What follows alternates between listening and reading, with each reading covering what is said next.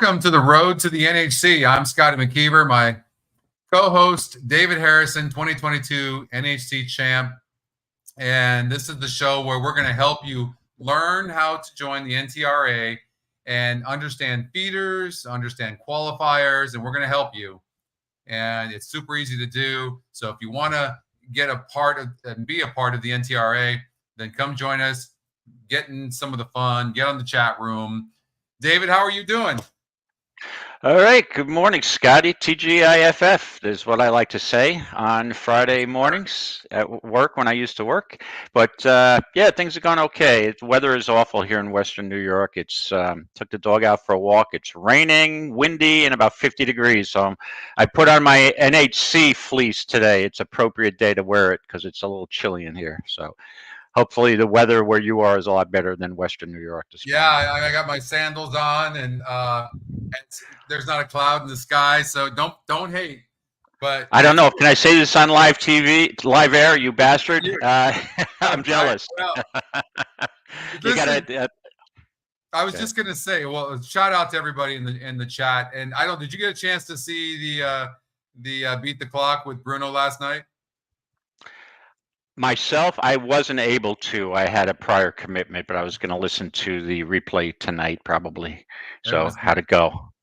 I'm sure it went well. Really good. Yeah, Bruno is a personality for sure, and so we're figuring it out together. But I think that the content is good, and I think it got a little bit better and better. Listen, in light of this particular show, the Road to the NHC.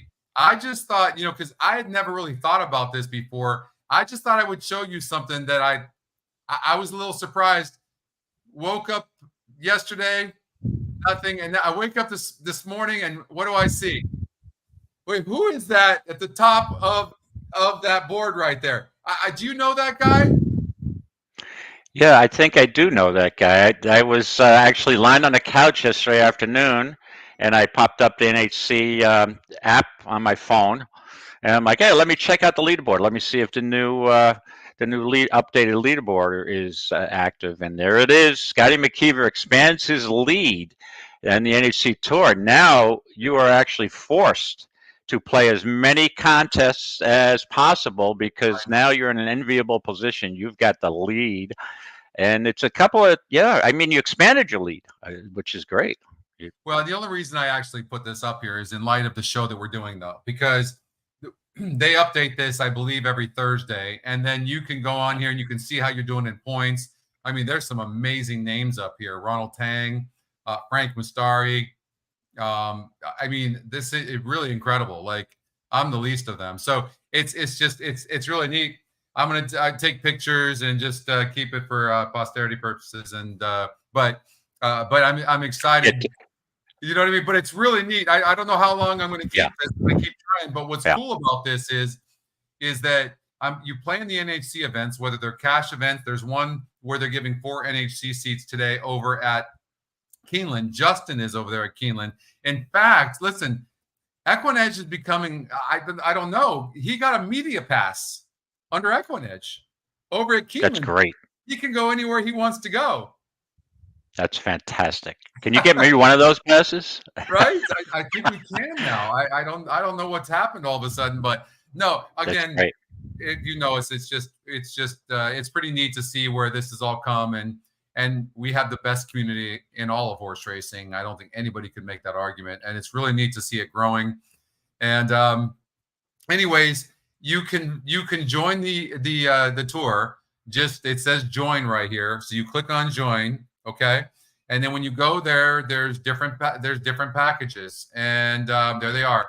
You can join for $50 a year. You can join for $75, and then it'll give you $30 in free credits towards where you would go to, and that is horseplayers.com or horsetourneys.com, where you see the tournaments. Okay, and so let me click on this, and you'll see this is the feeder we're going to play this morning. I'm assuming that you're gonna do a feeder.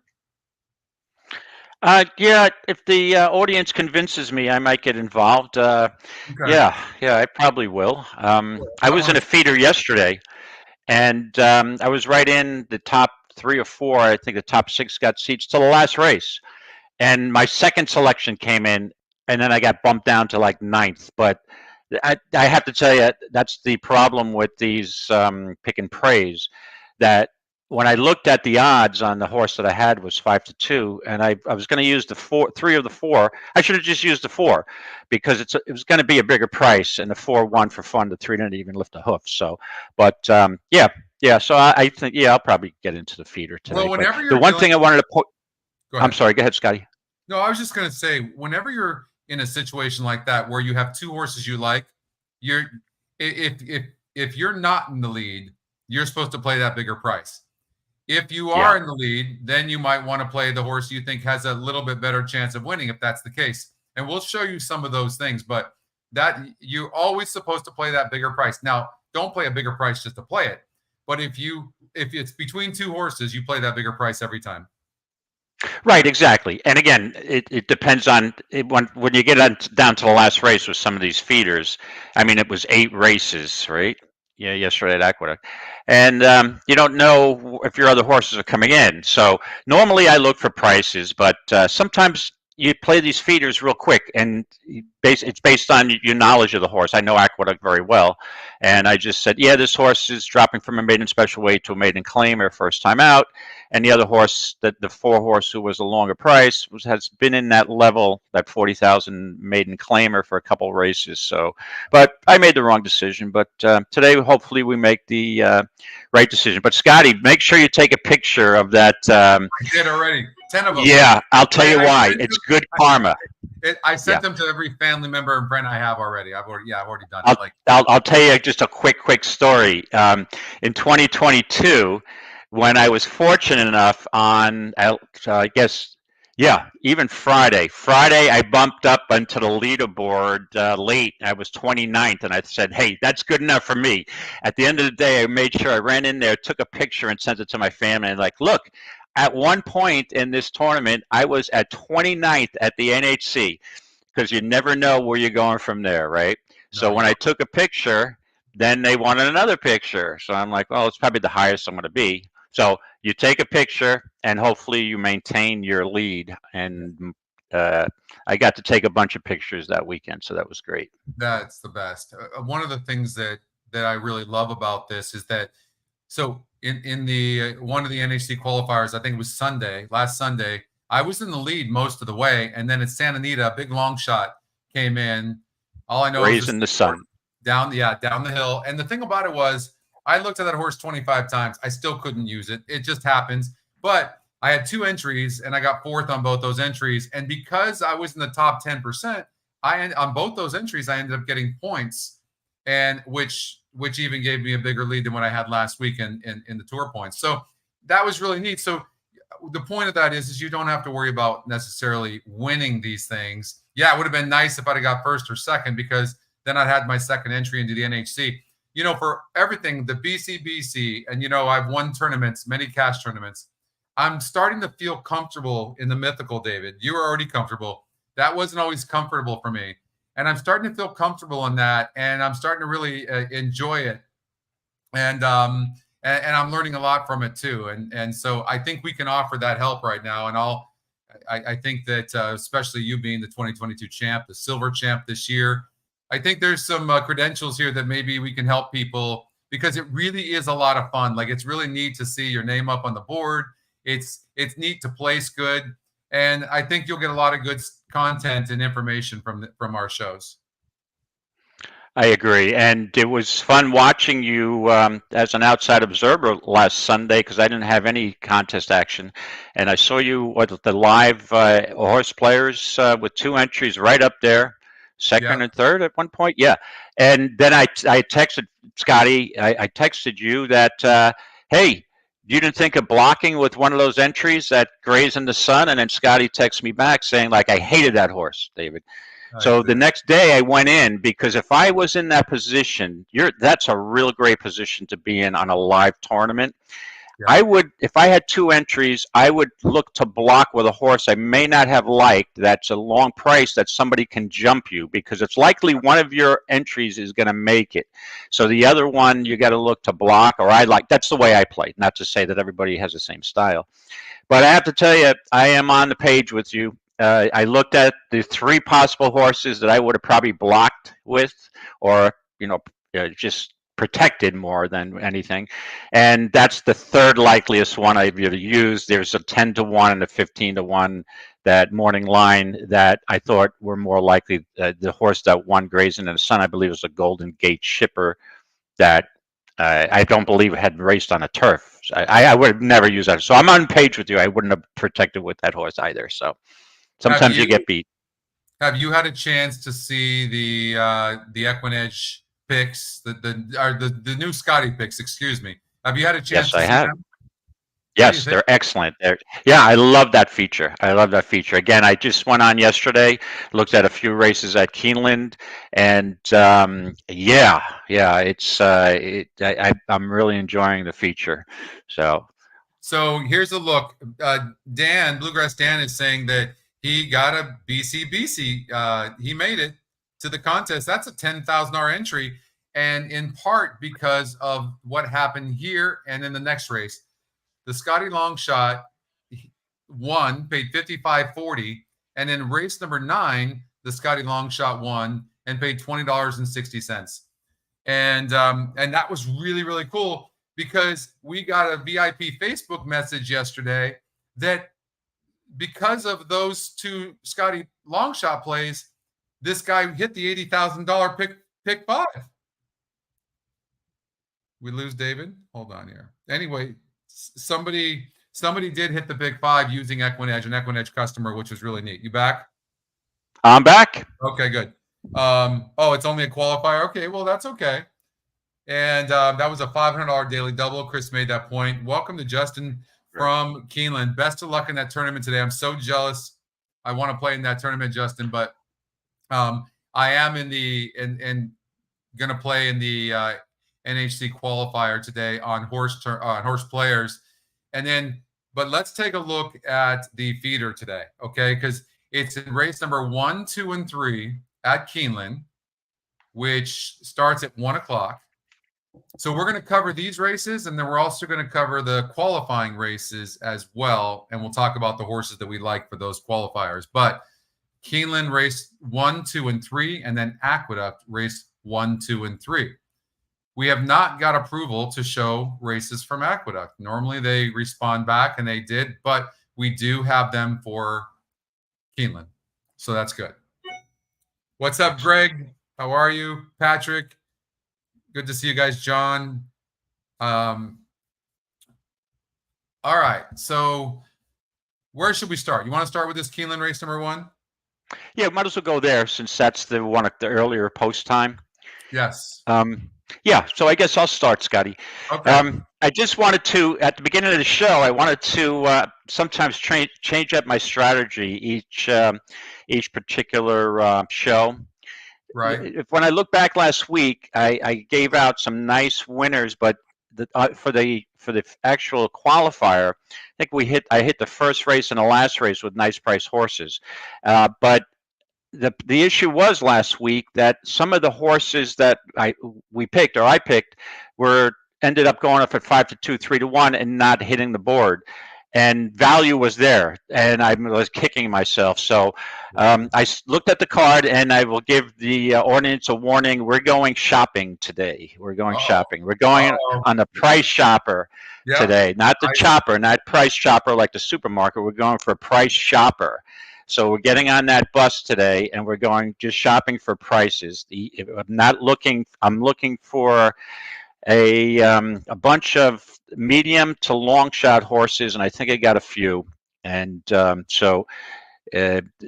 again, I'm looking to get in with. Look at it this way too. If you have a 15-1 shot that runs second, you're going to get a nice value on your place price.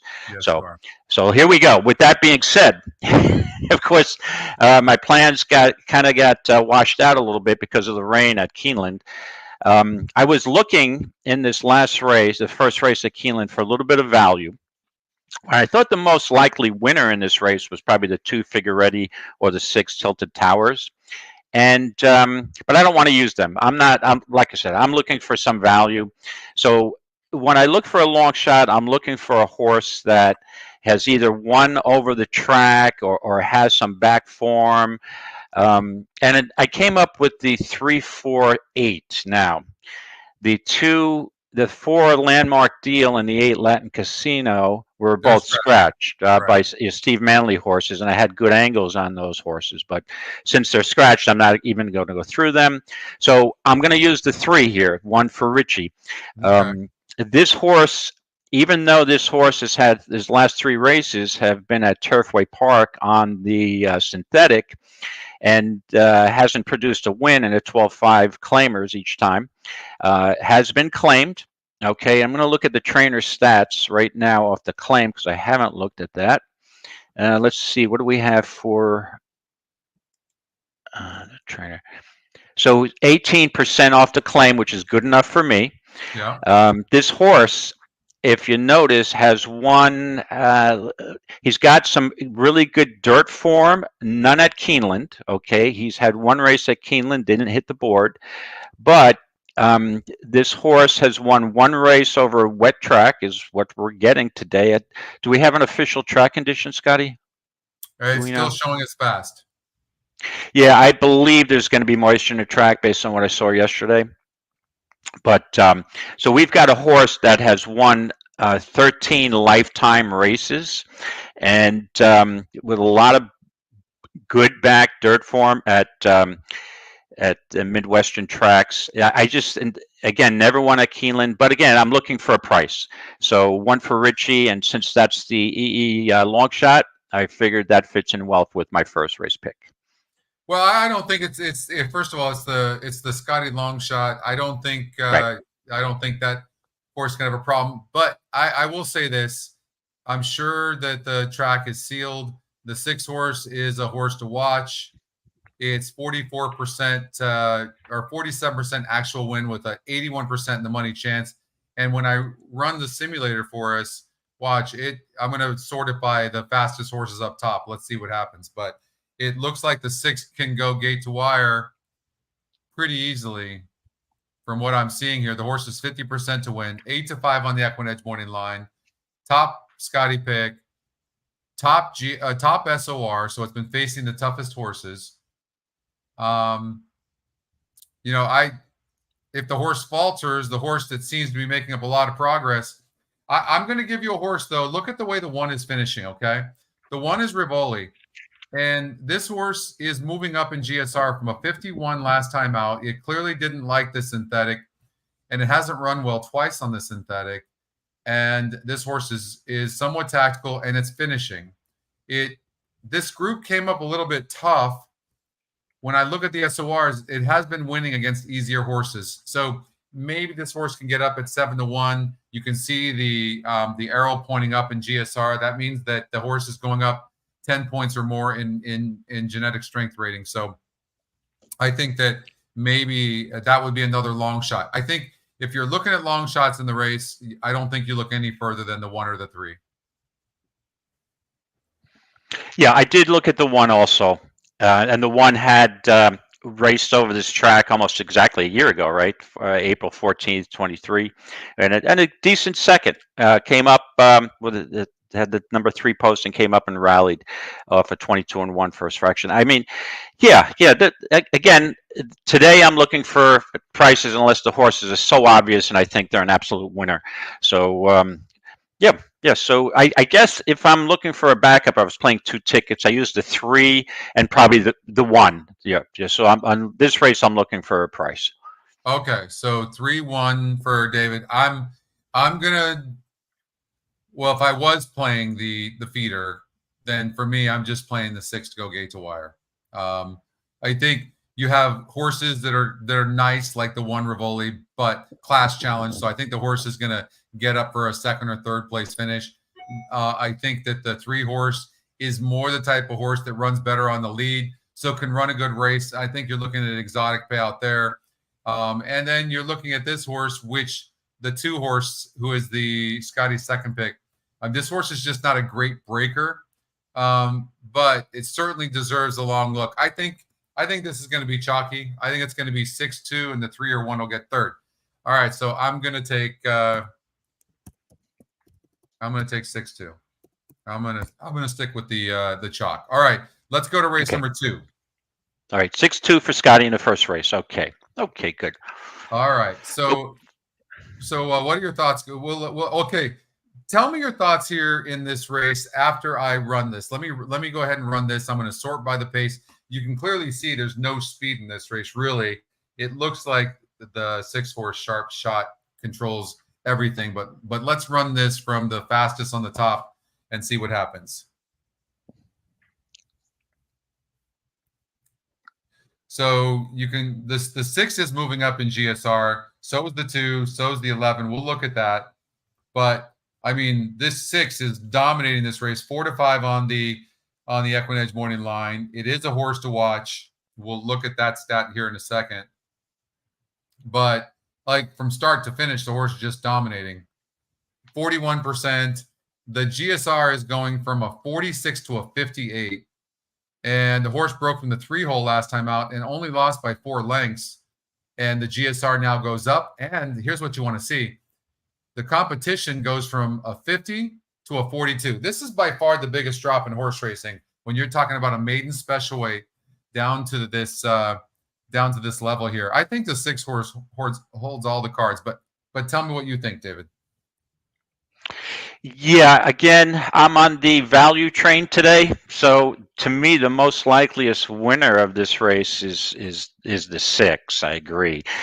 Brad Cox dropping from a maiden special weight down to a 20,000 maiden claim, and it is bottom of the barrel for Keeneland for maiden races, and that's the biggest drop in racing, maiden special to maiden claimer. But I also consider the trainers who do this, right? Does Brad Cox want any part in a horse that's a 20,000 maiden claimer? No, he's got a bunch of stakes horses in his barn.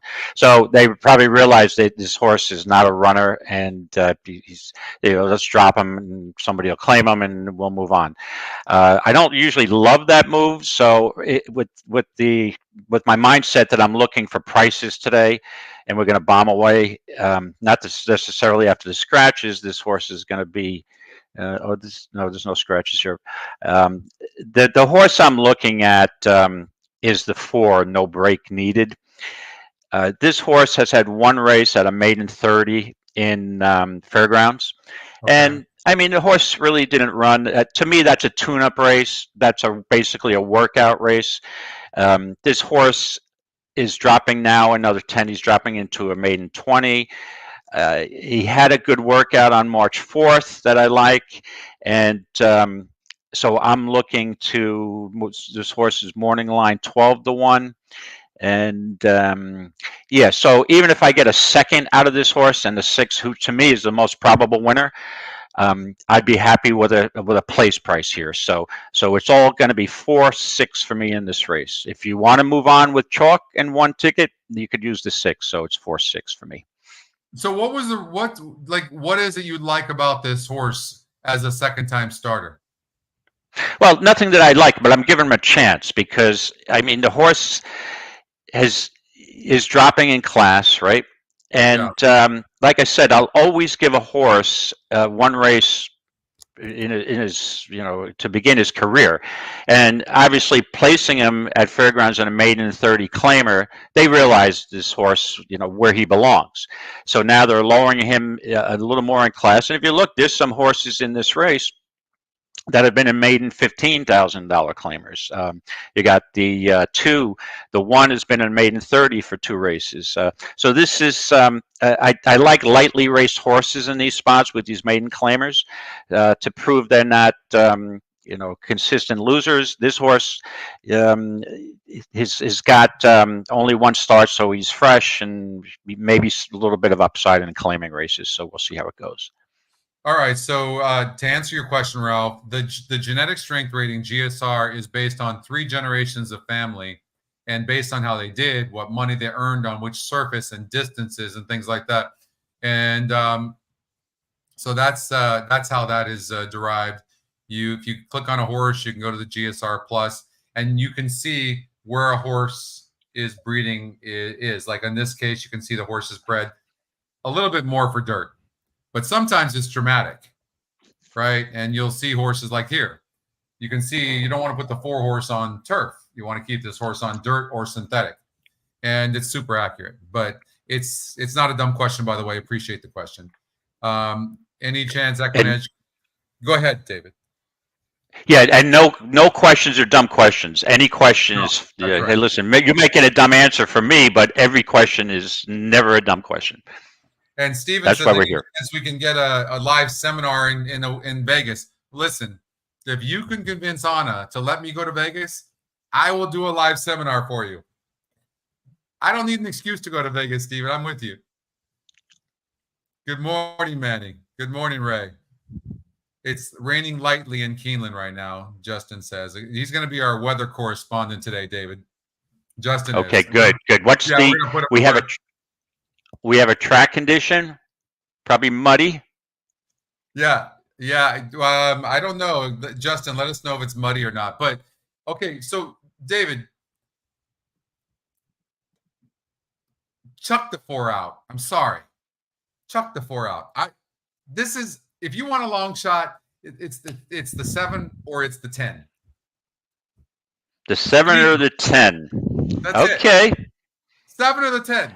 That's it. Look, the simulator says 7 or 10, even whether you're in the stretch or if you're in the finish. Now, you want another one that's interesting? The 9-horse is very interesting. If they go fast, this horse has a really big look. If the 6 is going to win by the mile of the track, unless for whatever reason you can't use this horse, it's going to go off at 3 to 5. So you throw it out and you use the 7, 9, or 10. That's it. Okay, well, I'm on the 4. So 4, 7, 9, or 10. There you go. There's our value. So we'll see what happens. Yeah, I can see again. I don't usually, Scotty, I don't usually make a practice of concentrating my key wagers on maiden $20,000 claimers. So, but again, and that's the challenge of these contests, these NHC contests. It's you've got to readjust your thinking, and it helps you thinking. It helps you going through these races. Because normally, I'll give you an idea. If I was at Keeneland today in the contest, in a live money contest, this is a race that I probably wouldn't even look at, because I would look and say, okay, well, I'm going to move on to another race and key on it. But when it's a mandatory race, even when you get to the NHC, you've got to tackle these races. So you tackle them as best as you can. And with my mindset today, I'm looking for prices. So we'll see. You're the champ. So I'm just giving you a hard time. If you like, right, I hear you.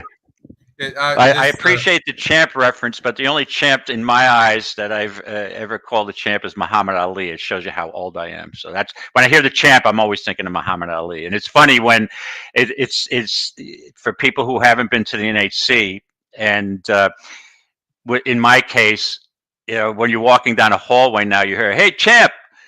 And I would never turn around, and I'm like, but now because so many people call you champ, I'm like, okay, hi. And, when you see one of the other NHC champs, it's like, hey, champ, hey, champ, hey, champ. And it's just kind of it took me a while to get accustomed to it. It's like Mike Bajcek is the first one. A lot of times people are one-offs. You come back and you win the silver Sunday a month ago. I mean, it's just amazing what you did. You are truly the champ. And I'm grateful to be my partner on this show. They should listen very closely, because you know what the hell you're talking about for sure. I happen to disagree with you in this race, but I think we're giving people options. Correct. And that's one of the things, too, if you haven't been to the NHC, your table dynamics, which we discussed before, you got a lot of banter. It depends who you're sitting with. You get banter back and forth, and you get a lot of horse players disagreeing with each other. It's the same. My main career over I had a 35+ year career in real estate appraisal field, and that's not an exact science either. What's the value of a house? And we had appraisers in offices going back and forth disagreeing. So it's very common in horse racing. It's not an exact science. We handicap based on our experience and our style. And not to say that any of us, we both couldn't be wrong, but we're giving it our best shot based on our years of experience playing these Stop things. being so nice. You're making me feel guilty for giving you a hard time about your horse. Oh, that's okay. I'll start being nasty now. So I'll start knocking your pick. Bring I'll it. start. I'll feel more at home if you would, please.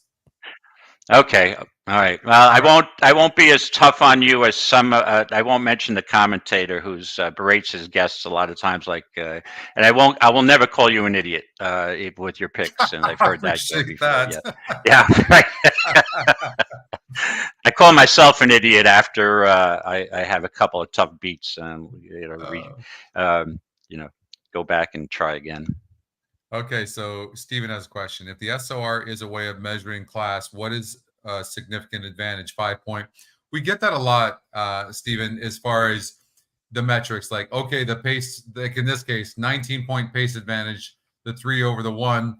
How many lengths is that? It unfortunately doesn't work that way because you have to consider the other metrics as well, especially as it applies to the SOR.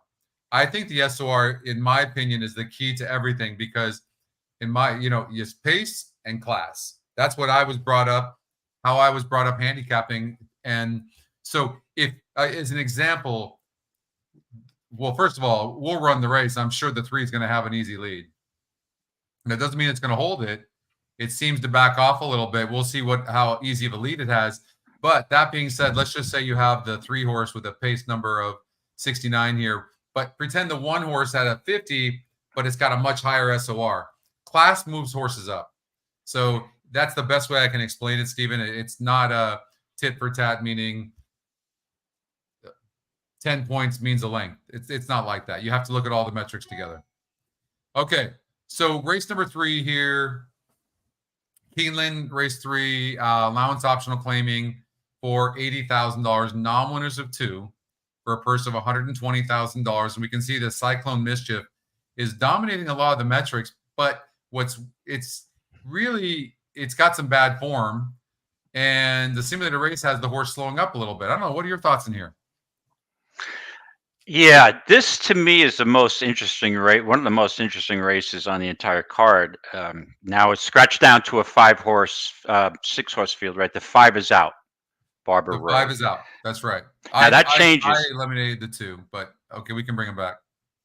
Okay, the 5 is he was a contender in my eyes. He was 2 for 2 over the track. Yeah, this is a very interesting race, although it's a small field for one reason, is the presence of Cyclone Mischief, right?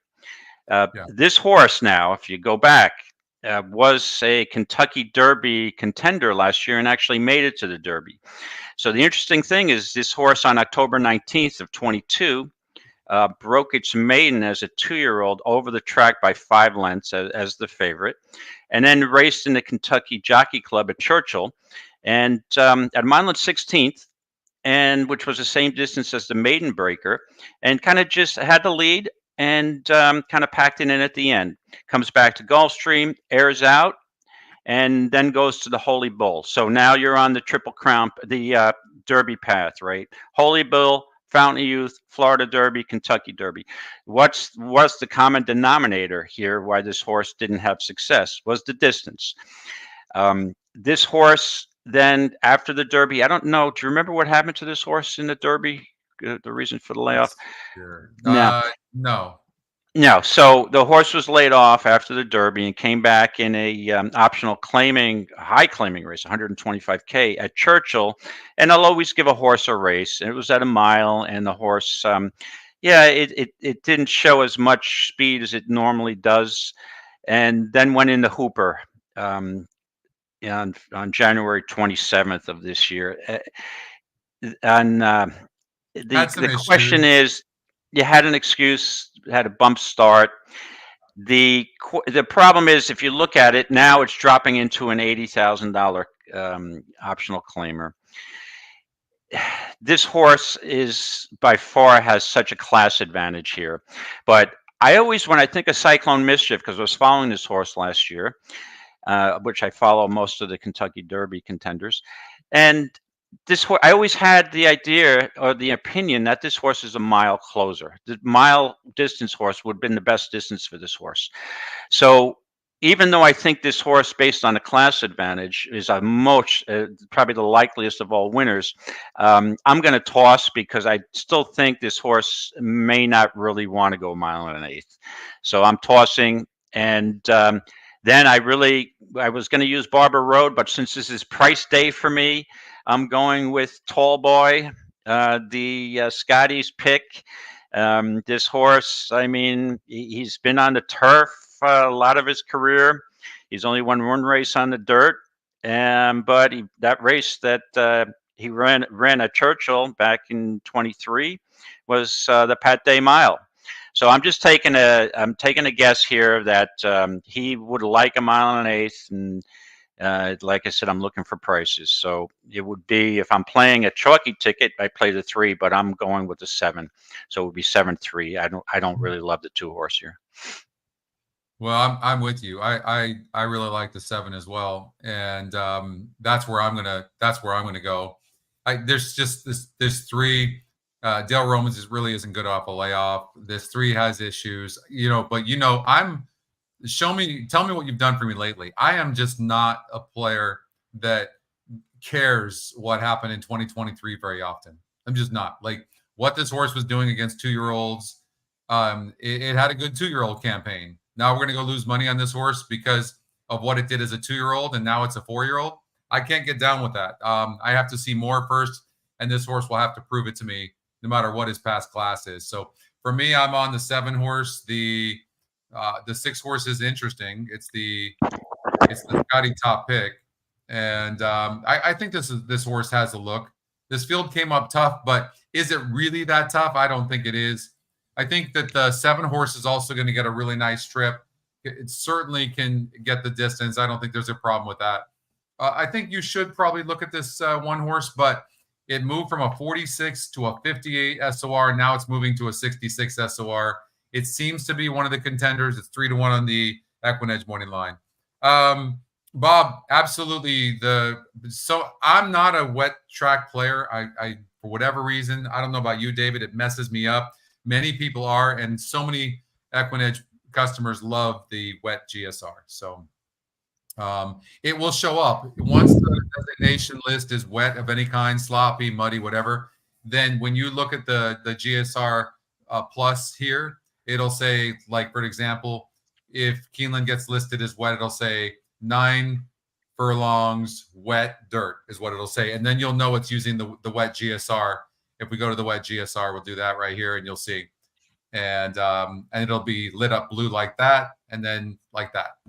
So in this case, like the 1 would have a very good wet GSR. So if the track is wet, you might want to consider the 1 just a little bit more. Light rain continues. Track is still listed as fast. That's what we've got the designation. So Keeneland is fast, Scotty? It's still listed as fast. What Justin's saying, we show that as well. Okay. I just want to let you know, I sent you a text, but I did send you a text. I'm having a little difficulty hearing you, Scotty. You're fading in and out a little bit. Okay. Okay. Just so in case we're talking over each other, yeah, it's a little difficult. You got it. All right. I'll try to talk louder. So, okay. So who are you going to go with here? You're going to go with the 7 as well, right, David? Yeah. I mean, it's a reach, but like I said, I'm looking for a horse that there's a lot of horses here that, again, we talked about Cyclone Mischief. The Prince of Spur is a hard-hitting horse, but still there's only 1-2 races lifetime out of 12. I just think that this is looking for a new face, and I'm not sure how it's second race back off a layoff. The horse was at Churchill last year. Like I said, ran in a Pat Day Mile, didn't really lift the hoof, but it was off slow. And the mile and an eighth, this horse, I'm hoping it can stay close enough to the pace. I know the pace factor on the EE metrics is not high, but I just think it's a smaller field now. It's a field of 6 that Syaz usually has horses in decent position. And I think this horse it just might love the trip here. So like I said, it's long shot day for me. So let's go with the 7. And The I 7 guess if I horse had, actually, with the scratch of the 5, the 7 horse has just been put up as the favorite. So it's going to be 7-3-1. Okay, so that's what the Scotty right, picks are. right. Let's run this race one more time. We'll sort it from the top pace on, and that will be the 3 horse. Let's go. We got 42 minutes before the first feeder. So if you are going to play in the feeder, let us know. We'd love to know.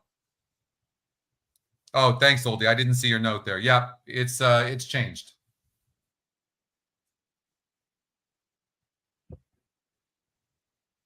Sometimes the test site that I'm on doesn't update as fast as production does. So you can see the 3, 7, and 6, like right there. And 7 seems to pull away to win by about a length over the 6 horse. The 6 is interesting on the simulator race just because this might be a good long shot for people here, because if this horse does win, and it did break bad last time out, lost best chance at the start. That's interesting right there, David. Look, it got in the synthetic. The GSR went down. It had rattled off 4 straight wins prior for Eric Reed. And maybe the 6 horse is a horse that should be used, and you might get a price. Well, I'm not going to use this horse, and I don't like this horse at all. Only because of Mahoning Valley. It comes out of the last couple of races, and just I can't get over the when I looked early, Scotty, at this race yesterday. The first thing that stood out with me about the 6 is the last time he ran against Cyclone Mischief, he lost by 74 lengths. So I just can't get that out of my mind. So I'm done with that horse. Okay. I just, sometimes you hear, yeah. So that was as a 2-year-old, to be fair. Yeah, correct. And I know that we can throw that right out the window, but I think it had to go to lower. Well, Turfway Park, and the last race was not as a $50,000 claimer, but Mahoning Valley. I don't know. I just think this horse is way over its head, personally. Okay. David, yeah, David's not a fan of Mahoning Valley, evidently. No, I don't. First of all, I do like Mahoning Valley. I like Finger Lakes, and the racing quality at Finger Lakes. You got New York State bred lower claimers. There's nothing wrong with that. Right. I love claiming races, so I'm not disparaging any track in this country. Well, there's one I'd like to, but I'm not going there. But no, I have no problem with claimers. Claimers are probably some of the biggest scores I've had in my life, because I follow that they have so much form that you can really go back and look at back form, and horses going out of form. Claimers can, once they get into form, they can go out form, they come back into form. So yeah, I love. I'm not disparaging Mahoning Valley. So not by any means. Nobody took it that way. Okay, we now need to go to race number 1, 2, and 3 at Aqueduct. So let's go ahead and do that. Okay. Okay. So we have a horse to watch here. 39% to win, 73% in the money. This is the top pace, top win, top EE morning line, EE second pick. And that's the 3 horse Creation of Adam. Let's take a look at the simulated race based on the fastest horse, which happens to be the 3. Let's see if it actually gets the lead in the simulated race. Let's go. So 6 is proving fast, and they have very similar pace numbers. And the simulator is saying that the 6 is actually going to get the lead over the 3, which the 3 being on the inside on this money track, you can see the 3's coming on, but look at the 1 who's 9-5 on the EquinEdge morning line too, David. And look at this 1. This 1 is just coming on. Maybe this is the play.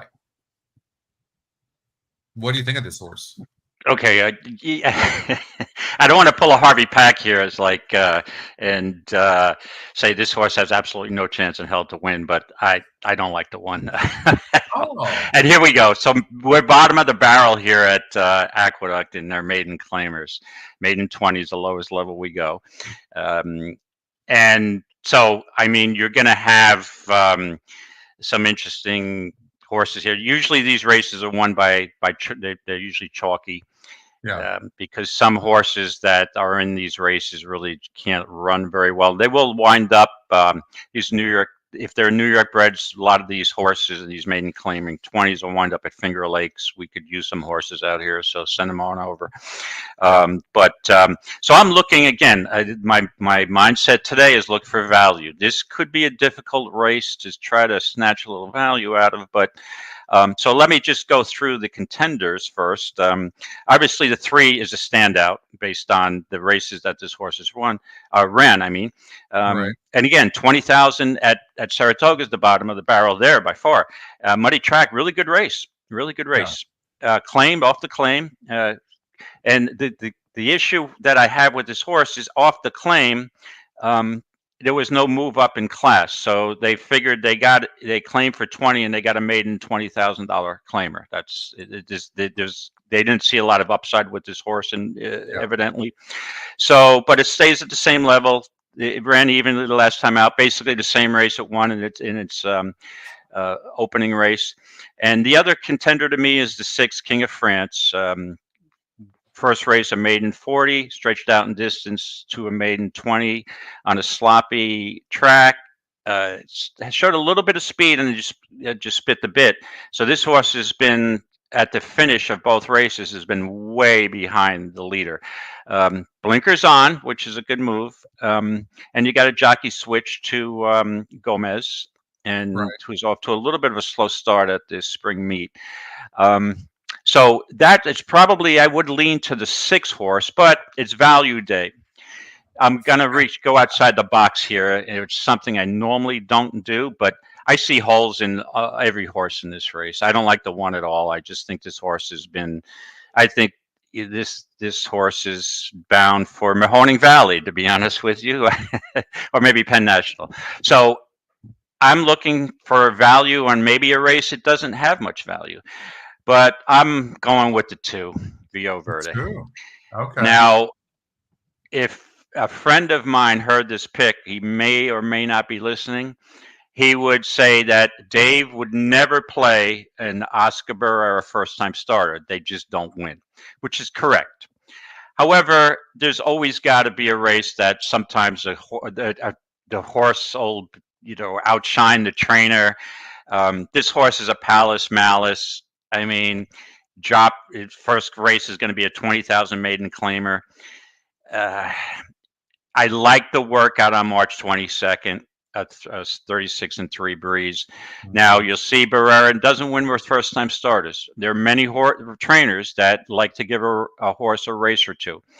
The reason why Oscar doesn't win with many first-time starters, he doesn't have many first-time starters, right? He's mostly a claiming trainer, which is fine. There's many successful claiming trainers out there, but I'm reaching out for this horse. I just think this field is so weak that at 7, this horse might sit a nice trip off a speed favoring track, maybe lay second or third coming around the far turn, and he might be in the running. And even if he finishes second, I'll be happy as hell. So if we get a 3-2 or a 6-2, cha-ching, and I'll move on. So again, I may be looking for value in a race that doesn't offer it, but that's my day today. I'm going either boom or bust with the value plays today. All right, so King of France, the 6 horse, actually gets blinkers for the first time, and the system is showing this horse is going to have the lead early. 100%, this jockey on the 6, Gomez, is sending this horse as fast as he can. I don't have any doubt about that. And draws outside, shortens up in distance, showed speed going longer on the cutback, win percentage goes up, GSR goes up, the competition goes down. I think in a race that just doesn't seem like there's much in here, these horses don't finish. I think the 1's going to probably run a good race. I think the 7 furlongs will help this horse. So I think you're going to have to hold off the 1. It doesn't seem to like to win. It is 9-5 on the EquinEdge morning line. The one thing I will say that I like about this horse, first of all, the horse broke 9th last time out. It's an okay breaker. I think 7 furlongs could help this horse. The win percentages goes up a little bit, but this horse is probably going to be finishing. I know you don't like it, and I understand. It's not my prototypical type of horse. but it is 9-5 on the EquinEdge morning line. And I think there's a lot pointing towards this one horse.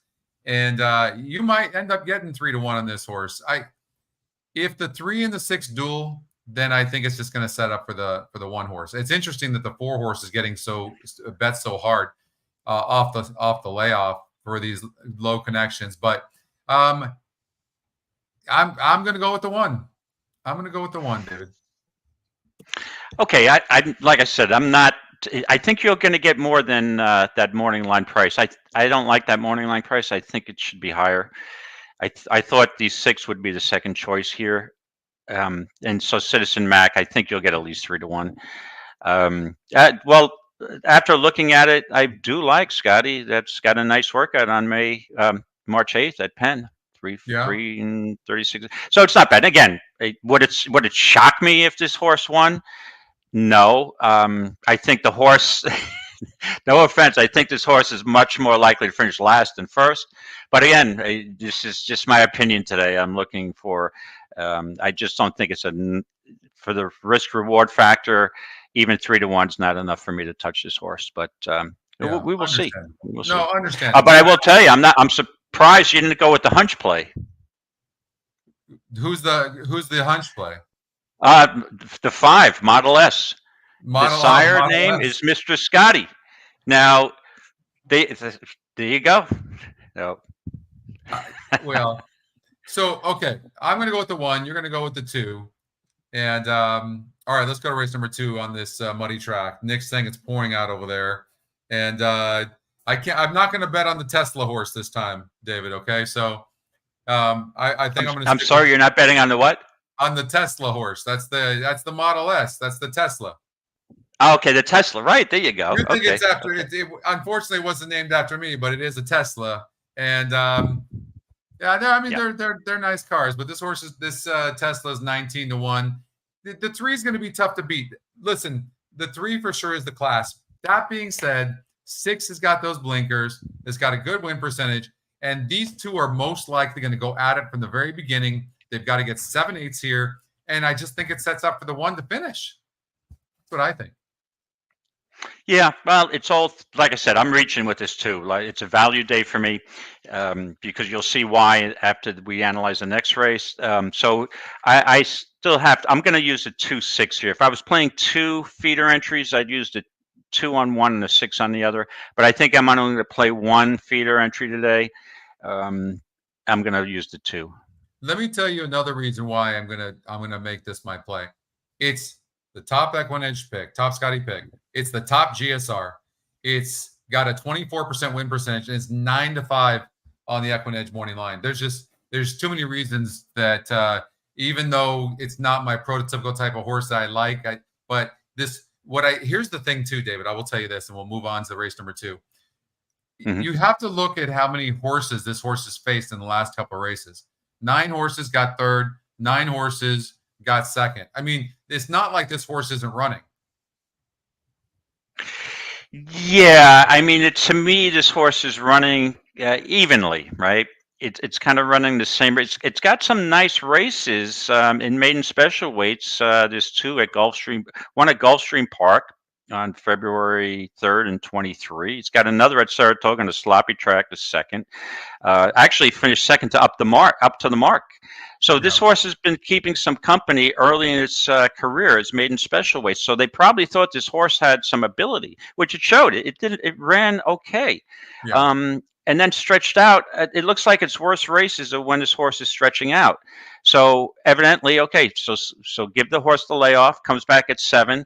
But since this horse has come back as a 5-year-old, it, to me, has really regressed. And I just don't think this horse can run. This horse was probably going to, I could be proven wrong, but I might be proven totally wrong when the 2 can't run either. So we're going to find out. So I went with one horse who You're taking a chance. That's a good thing. Yeah, exactly. Right. Yeah. With a first-time starter, I'm taking a guess. So yeah, but we'll see. It's interesting to watch how this horse is going to run. Okay, let's get to Aqueduct race number 2. let's just run the simulated race. I'm going to sort the pace. It looks like the 3 is most likely going to have the lead early. It does. So the first call, it's got about 3/4 of a length. And I mean, I tell you what, there's a wall of them right there going into the second call, David.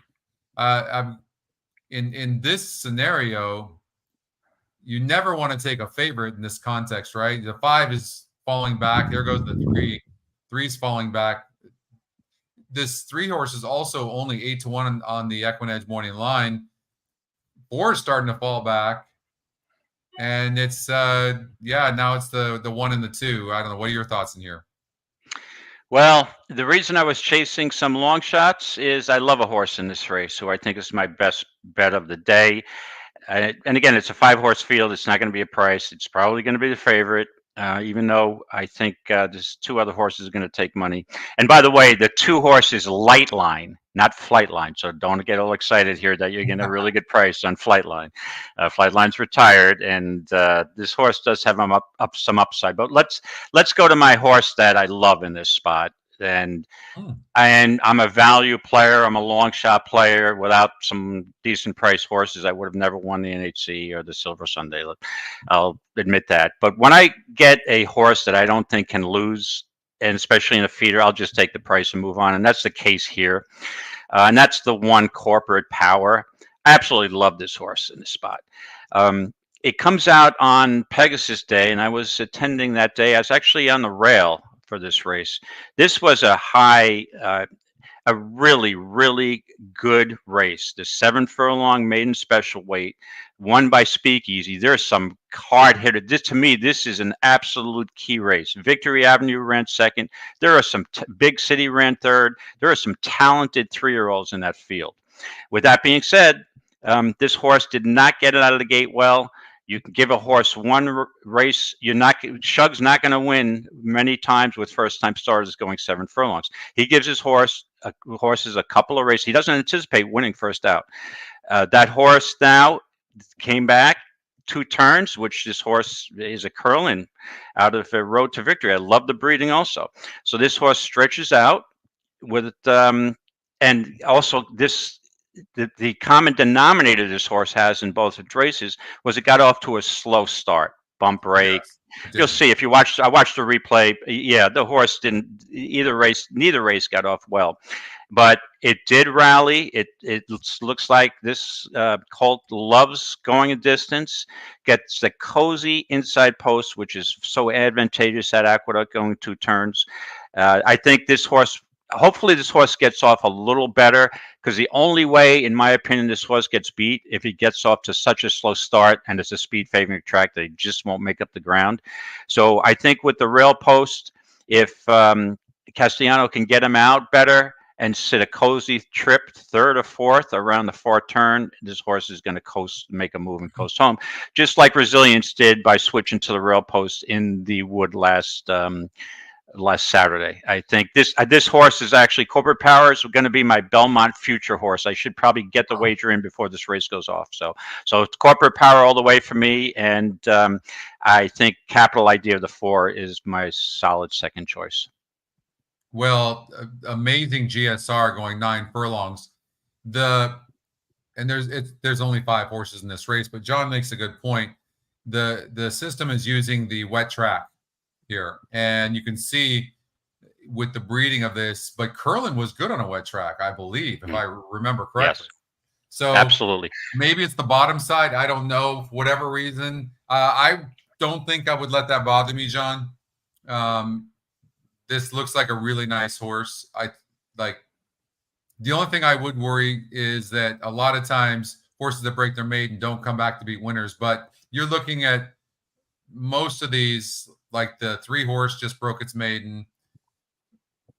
This horse broke its maiden over here at Aqueduct on a sloppy track by 8 1/4 lengths, then broke from the 11 hole and didn't run bad. Capital Idea certainly has a look for Christophe Clement. And then this horse, to me, doesn't look to have a look. So, and Scotty, yeah, that's one of the things that I usually don't love, a maiden going, breaking his maiden going into allowance race.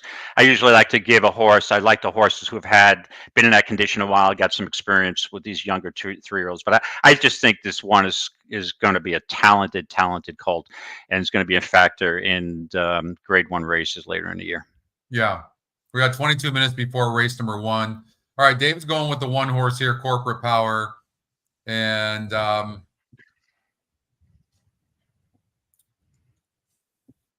I just think the upside for this horse is so great. I'm going to agree with David on this. So we're gonna both go with the 1. All right.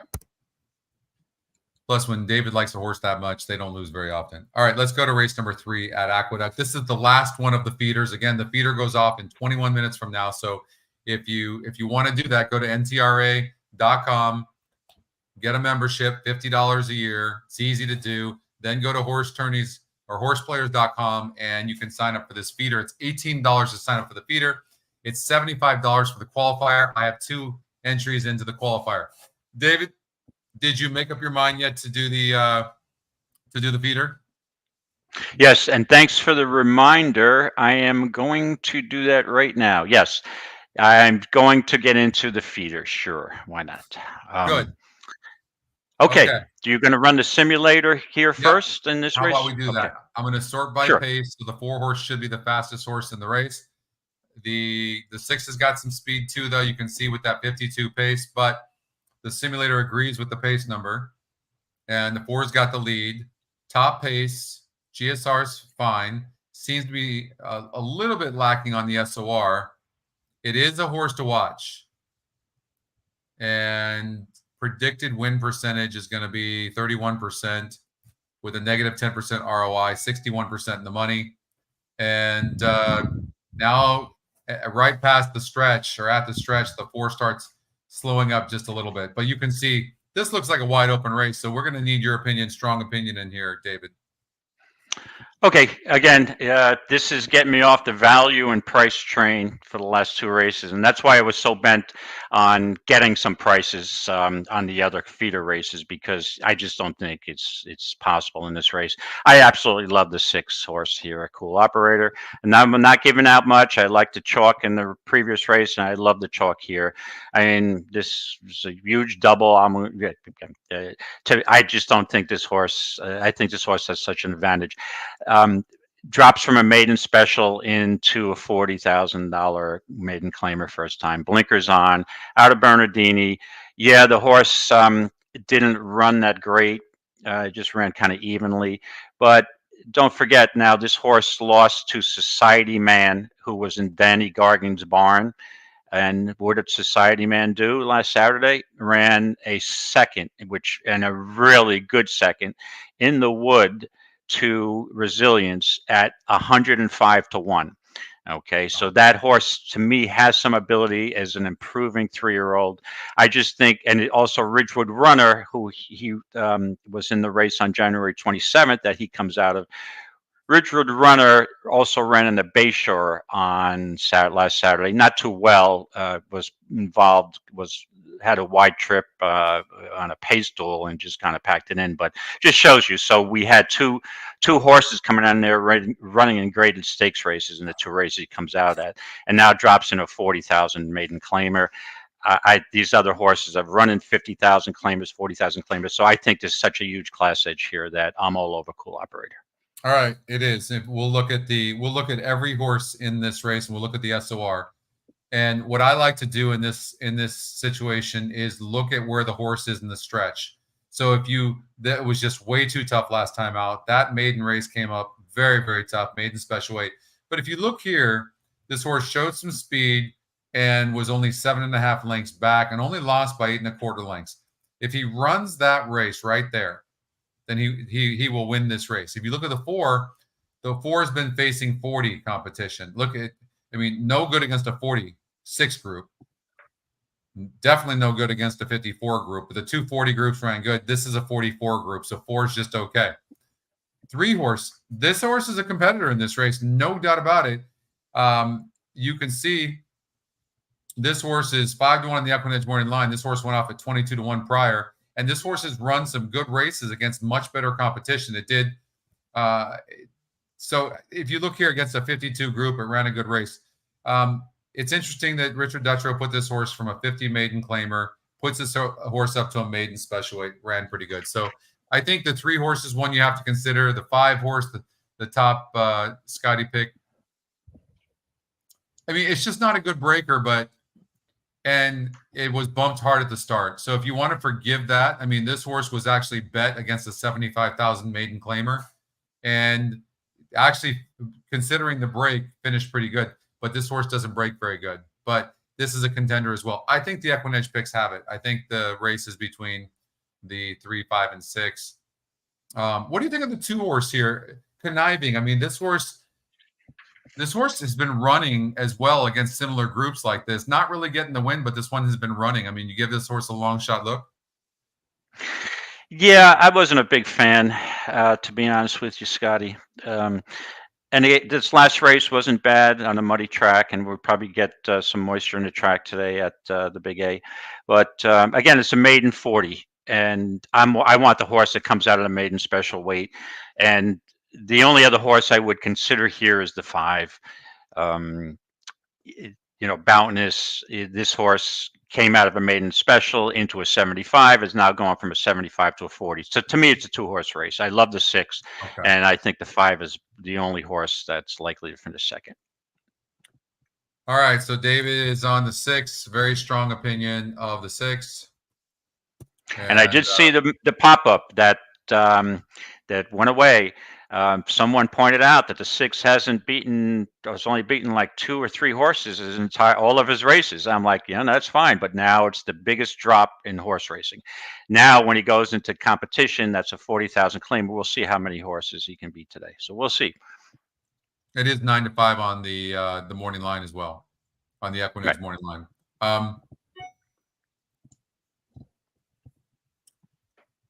I think the 4 could go a long way if you run the simulator to the stretch. The 4 wins the race. So depending on how fast it goes, but with the class horse of the 6, I'm going to guess the 6 horse is going to be a lot closer to the pace, and maybe even be in front. So somebody had asked a question before about how many lengths is like 10 points on a pace. In this situation, you have 11 points where the 4 has an advantage. But look at the SOR. This will be very interesting, but I would not be surprised, David, if this 6 horse is on the lead and goes gate to wire. So I'm with you on the 6. I just can't play against the class of the race. Now, I'm going to reiterate something you said last week, David. You said in these feeders, we just want winners. Like, you know what I mean? So I mean, you've gone away from that a little bit. You made a decision that you're going to do a lot of prices, but most importantly is they're going to let 44, 50 people into the qualifier. So it'll save you, $60. So you might want to just consider, taking some of these wins. There's short fields, I would play the 6. I mean, if you have a strong conviction, but I think the 1 in race number 2 at Aqueduct, the 6 here, you'll probably get 1 or 2 wins from that. Right. And that's why I'm looking for some other prices. I think I mentioned last week too that generally the early bird feeders, you just take your price and move on because they're smaller fields, right? But I was wrong, and this week it's not. Keeneland's got some large fields, the first and second races, second race especially. So that's where I'm going to look for value. But in a race that I don't think has value, I'm not going to reach out just for some crazy long shot when I think it's just throwing money away. But the one thing I will, if you just go back to the 3rd race for a second, I think it's likely that Allegrina, the 4, would have the lead based on the numbers. But I will tell you, based on their running style and the jockeys and themselves, Dylan Davis, if the cool operator with the blinkers on, will outride Trevor McCarthy for the lead. McCarthy's not a big speed guy. He usually likes to close. He'll take a horse back. I think he had no other choice with blinkers on in the last race. I think if Dylan wants to lead, he's got it here. We'll see how it goes. I think Dylan would all ride him for the lead. Well, and they're adding blinkers to cool operator as well. Right. So I think it's going to be clear what they're going to do. They're going for the lead. And they're going to press the 4 horse from the outside as well. So I would agree with you. I'd like the outside post because Dylan can go and see where the 4 goes. If the 4 doesn't want the lead, right. So I think having that outside post over the 4 with the speed similarity is a big advantage for Dylan. I agree. I agree with you. Okay. So we've got 12 minutes before the opener at Keeneland.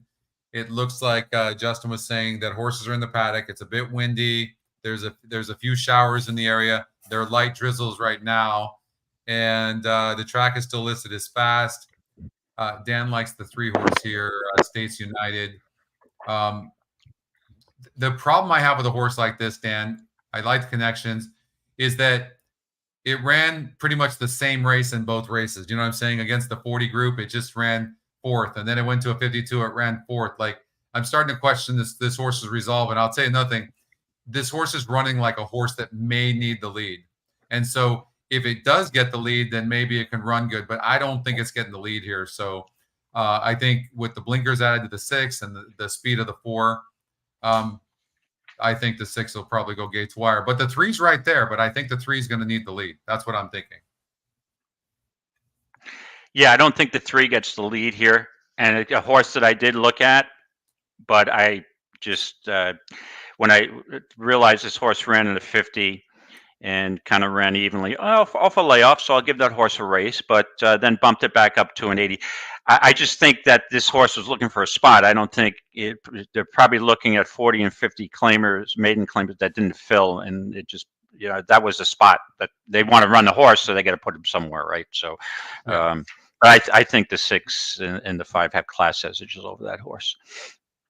All right, so let's just look at them go on the track. Just give me 1 minute. I'll be right back.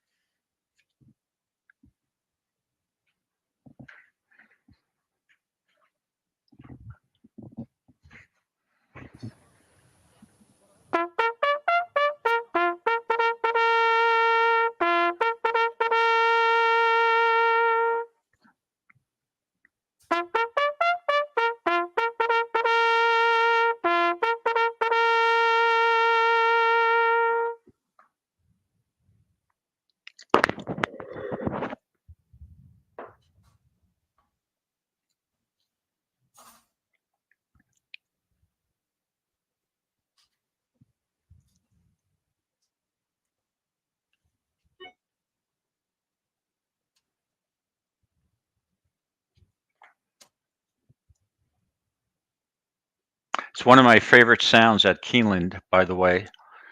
When you hear that bugler, that's just such a unique Horses are bugle entering the call. track for Keeneland's first race, claiming race for a price of $16,000. When you hear that in the background, you know that you're at 6 Keeneland. furlongs over the main track, which is listed fast, double and pick 3 wagering, and start of the early pick 5. In the opener, scratch the 4, Landmark Deal.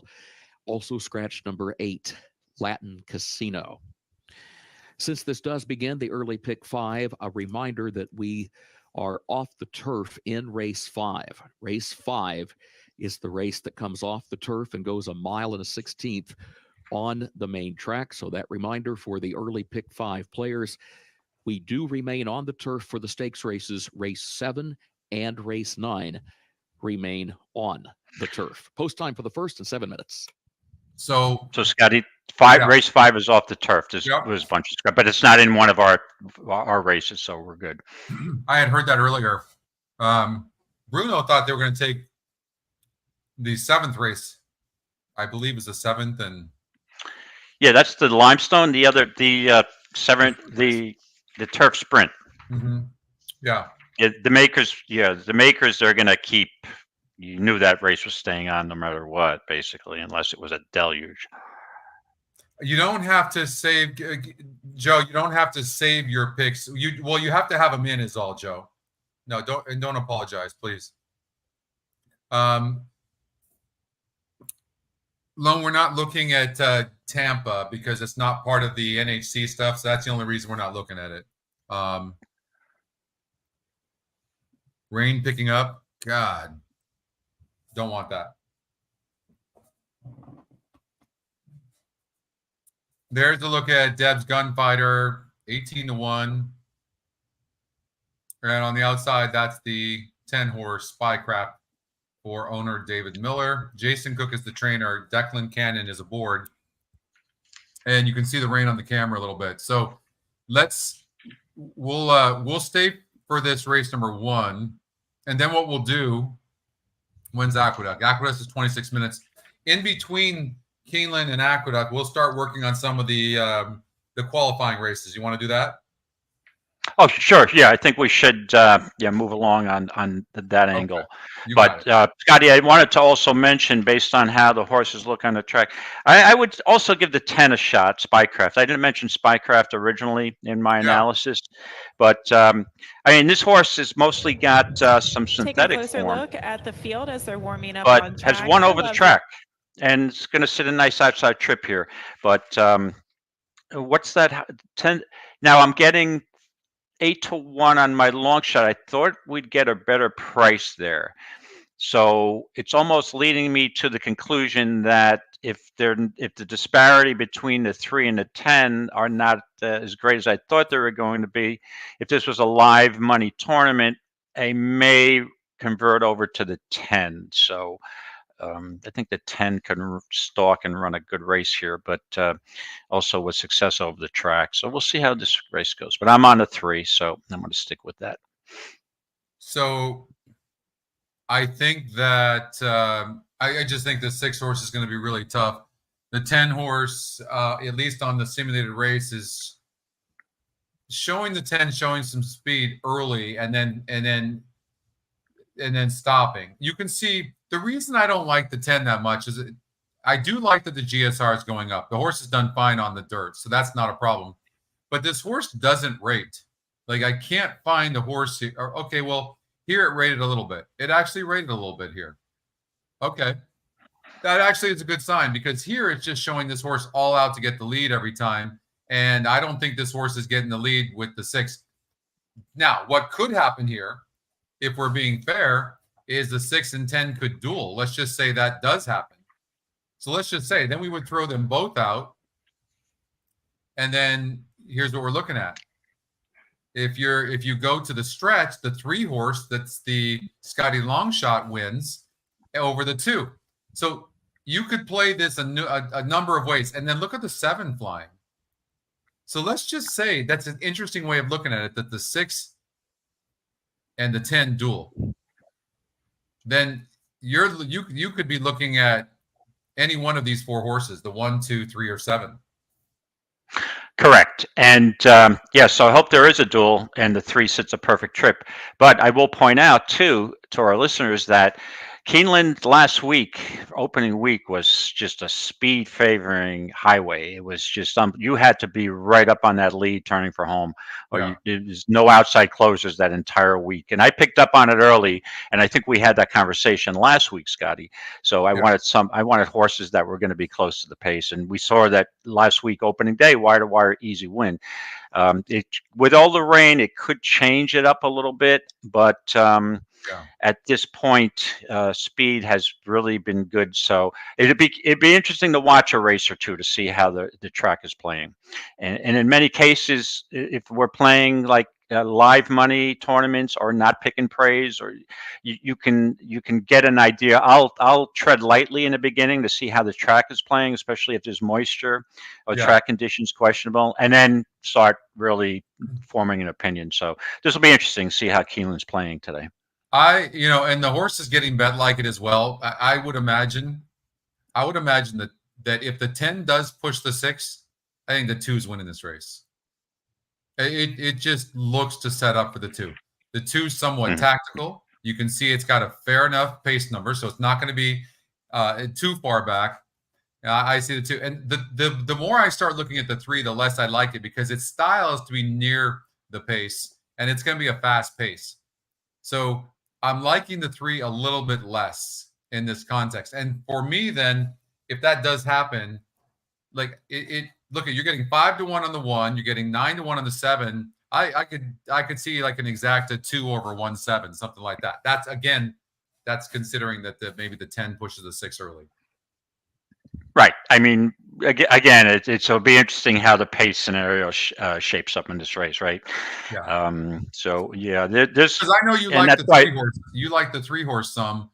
I'm just looking at it. It's just not a horse that rates, and it's not fast enough to keep up with these horses. So, but yeah, maybe Cedillo's able to get this horse to relax some and save some ground on the inside. But, and then if the 10 lets the 6 go, or the 6 is just too fast, then I think the 6 goes gate to wire. But I guess if I had to put my life on it in this race, I'd bet the 2. Imran, sorry, we're just covering all the NHC qualifying and feeder races. We're not doing pick 5. Sorry, we don't have any time for that. Well, that'll take this show into a 6-hour show if we start doing that. They'll have to pay us more money for that. They have to pay us more money for sure. Well, I just wanted to point out to another. Go ahead. No, I was just going to say we're going to need workers' comp. All right, exactly. All right, I just want to point out another quick scenario here. The possibility that the 3 with an inside post in a speed favoring track might just get the lead. Nah. Okay. 10 and 6 are way too fast for that. But all right, for your sake, I know you. I'm rooting for you. I didn't play. I'm rooting for you. You know that.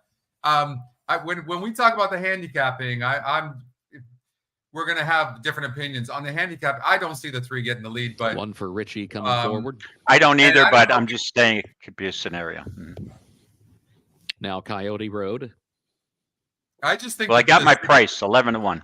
Yeah, that's beautiful. You listen at 11-1. You got to take that shot, David. I agree. Yeah. But you know what? That horse. The thing I do like about the 3 is it's going to be close to the pace. I just don't know if it can rate. Last one going in. We're going to find out in about a minute and 10 seconds. We're about to find out. Good luck, you guys. Good luck, everyone. Let's see what happens here. 3 broke. And they're off. It broke slow.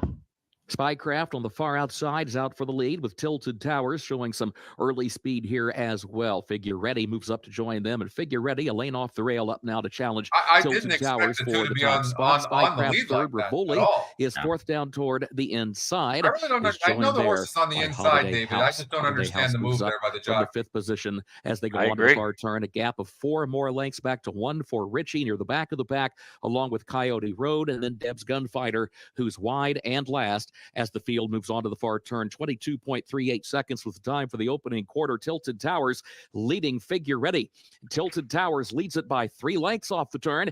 Figure Ready second, a quarter mile to go. Then a gap of 3 more back to Spycraft, who's third up on the outside, followed by Holiday House, who's 4th back toward the inside. Tilted Towers a 5-length lead, an 1/8 of a mile to go. Figure Ready is still second on the outside. Then a gap of nearly 5 more back to Spycraft.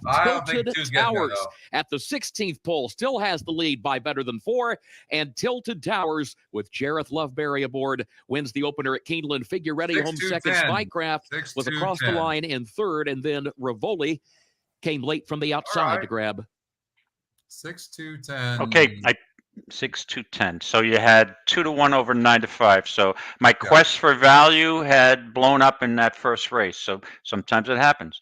But again, the horse to watch got the win. And right. The simulator had 6-2-1 cold. And the EquinEdge were 6-2 as well. And I think the 6 was probably the most likely winner in a race, right? And sometimes when you look for prices to come in second, it doesn't happen. So, but the one thing that you look is that this horse only paid 2-1. The second place finisher was 9-5. So you're not too far behind. So you're not getting. It's good if you had it, but it doesn't eliminate you compared to a $25 or $30 horse coming in. Well, I think the point you're making too, though, is that if you're going to use a horse like the 6 or the 2, you can't be wrong, because other people are going to have those price horses. Right. Yeah. So, all right. So we've got 17 minutes before Aqueduct race number 1. Okay. Why don't we get to the qualifier now, which starts in Aqueduct race number 5, which is your territory, David. We are counting on you for good information here. Oh yeah, I'm a Naira guy, right? And so now the pressure's on. So I can only blow up into oblivion here. So let's see what goes. Okay, let me just pull up that race, Scotty. Yeah. Okay. All right. So that's race number 1. Let's go to race number 5. Okay. Here we go. Yeah, let me just pull it up on the EquinEdge. Okay. It looks like there could be some contention for the lead early. I've sorted from the top pace down. Let's go ahead and run this. The 2 is going to get the lead. Seems pretty clearly. Now, usually when that happens, the other speed horses stop. There's an old saying that speed kills speed. And you can see that the 6 and the 3 are starting to fall back big time. And the 2's just continuing to go. Also 37% to win. Also top Scotty pick. Goes to the stretch. They're starting to catch the horse a little bit, but it looks like it might be a little bit too late. And Royal King gets the win on the simulator. See the race before it happens. What do you think about all that? Yes.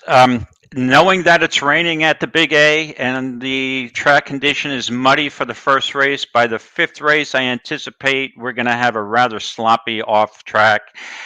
With that being said, you have a good point on this 2 horse, because this horse is won on a wet track and got its in my opinion, its fastest race on February 10th of this year. Just kind of aired on a good track. So this horse, a Bernardini, probably just like some moisture in a track. But after looking at and considering the track conditions and looking at the various horses in this race, again, I'm looking for value. I'm going to keep on that value train today. And I'm trying to get Midnight Express home. The only reason is that the horse 2 back off a long layoff came back at 5-1 in a maiden 30 and set off a relatively modest pace and drew off pretty easily and had the outside post, had the 8 post. Now, stretched out to a mile, moved up to 40,000 non-winners of 2 lifetime. Didn't run particularly well, did show a little brief foot and then kind of packed it in. Horse drops down in class, gets another muddy or sloppy track, and has an outside post to stalk the pace. So I think this horse is in a perfect spot, and it also cuts back to a distance where it just won over a muddy track 2 back. So to me, I'm getting this, trying to get the 7 home, and the other 2 horses I would consider is the 2 because of its win over a wet track, and also the 3 because of a win over the wet track. So here's the way I would look at this.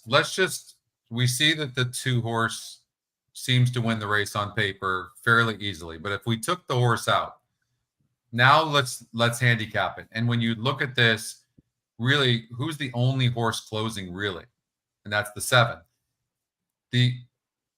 This horse has got a big look. It's also interesting, the 3 horse. When I'm looking at the 3 horse, I mean, this horse has some class. The GSR goes up. It's dropping in class from a 56 for Rob Atras, from a 56 down to a 48. But if we want to be critical of this horse, it certainly doesn't look like it likes to pass horses. But class relief can change that. Correct. This horse doesn't have the profile of passing horses, and the only time this horse has won has been on a sloppy track over this surface, and it got a clear, easy lead.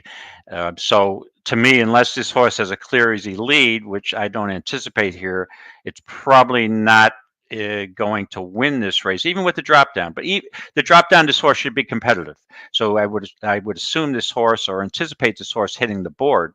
But when I look at the, I just like the 7 a little better because of the win 2 back over the distance, where it rated and showed this horse showed it could rate and win a race. Yeah. I think the 3 and both the 3 and the 6 are looking to get the lead. Right? I mean, for sure. And the 2 is going to most likely have the lead. So those horses will probably fall back. If we're a lot of times when I'm handicapping, David, I'll look at the pace scenario and I'm like, okay, I'm going to take one of those pace horses. And if I'm right about that, meaning the one I choose could break bad, for sure, that could happen. But let's assume that the 2 breaks good, 2 seems reliable to break good. Then we get rid of the 6 and the 3.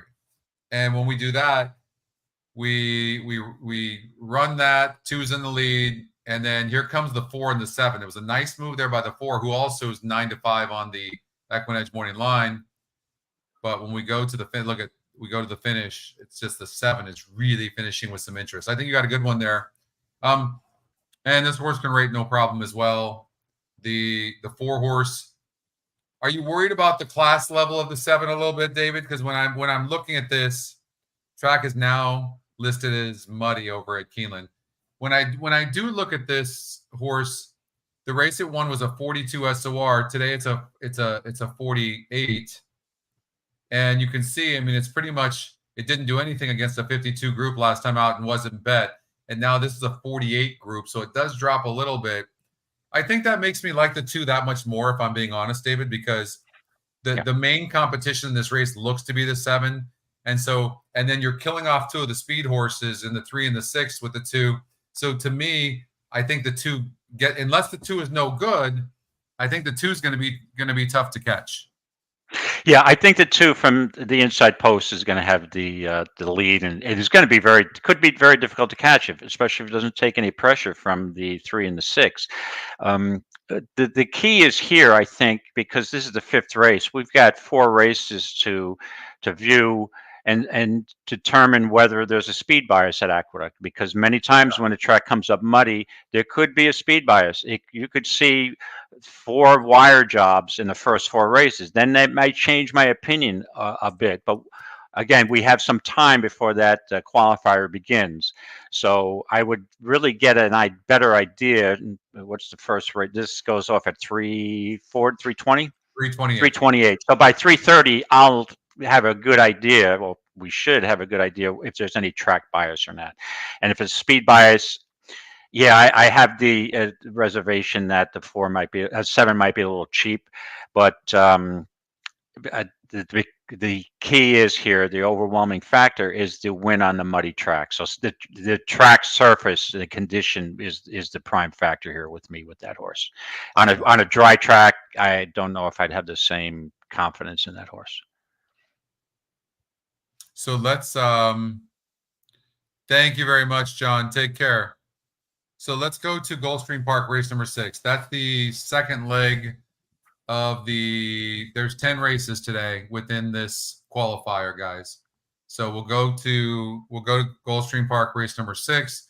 There is a horse to watch, Trumpets, 33% actual win, -6% ROI after takeout, and 74% in the money. And you can see there's a lot of squares here, David. 34% top win. Interestingly, it's not the top Scotty pick. The 9 horse, Lucy's Cookie, is. But let's run this race. Of course, we're sorting the top pace down. Let's go. Now, how about that? The 9 pressing the 1, David. In fact, even in the lead at the first call. I can't wait to see. I know it's a short field, but who you're choosing in this race. The 9 horse.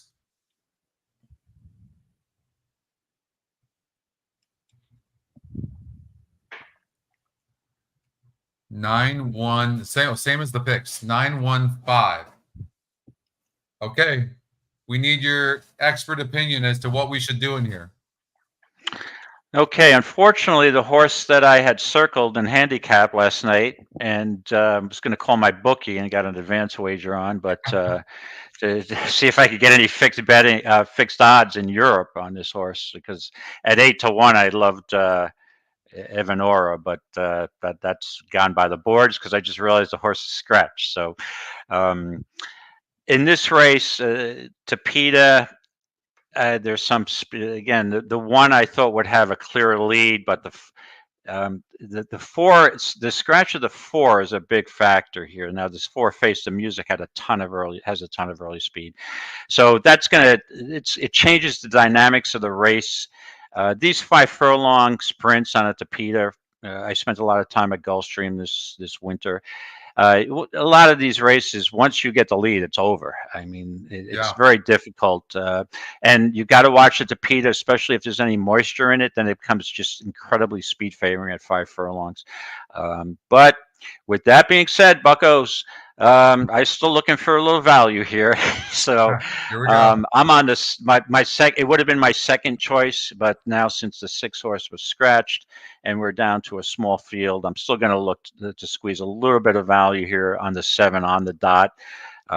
This horse has won over the surface at 5, was claimed and moved up. And it's basically, this is a percentage play for me with Delgado second time off the claim being at 26%. Yeah. So on some of these synthetics, I'm just looking for an angle. And since I have an angle, it's going to be the Delgado second time off the claim, 26%, and I'm just going to move on. And if I had 2 tickets, I would use the 7 on both in this particular race. So let's see what kind of trip the 7's looking to get here. Okay, we'll play it. Yeah, the 9 is going to be faster than the 7 early. I'm pretty sure of that, unless the 9 breaks bad. But, easily. Yeah. So we see the 7 who's sitting back. How do you visualize this trip right now? The 7 is just got to get in between horse. Going to probably be sitting second last. Right, and then try to make the move, which could happen, by the way, especially if the 1 and 9 duel. I'm not going to be surprised whatsoever.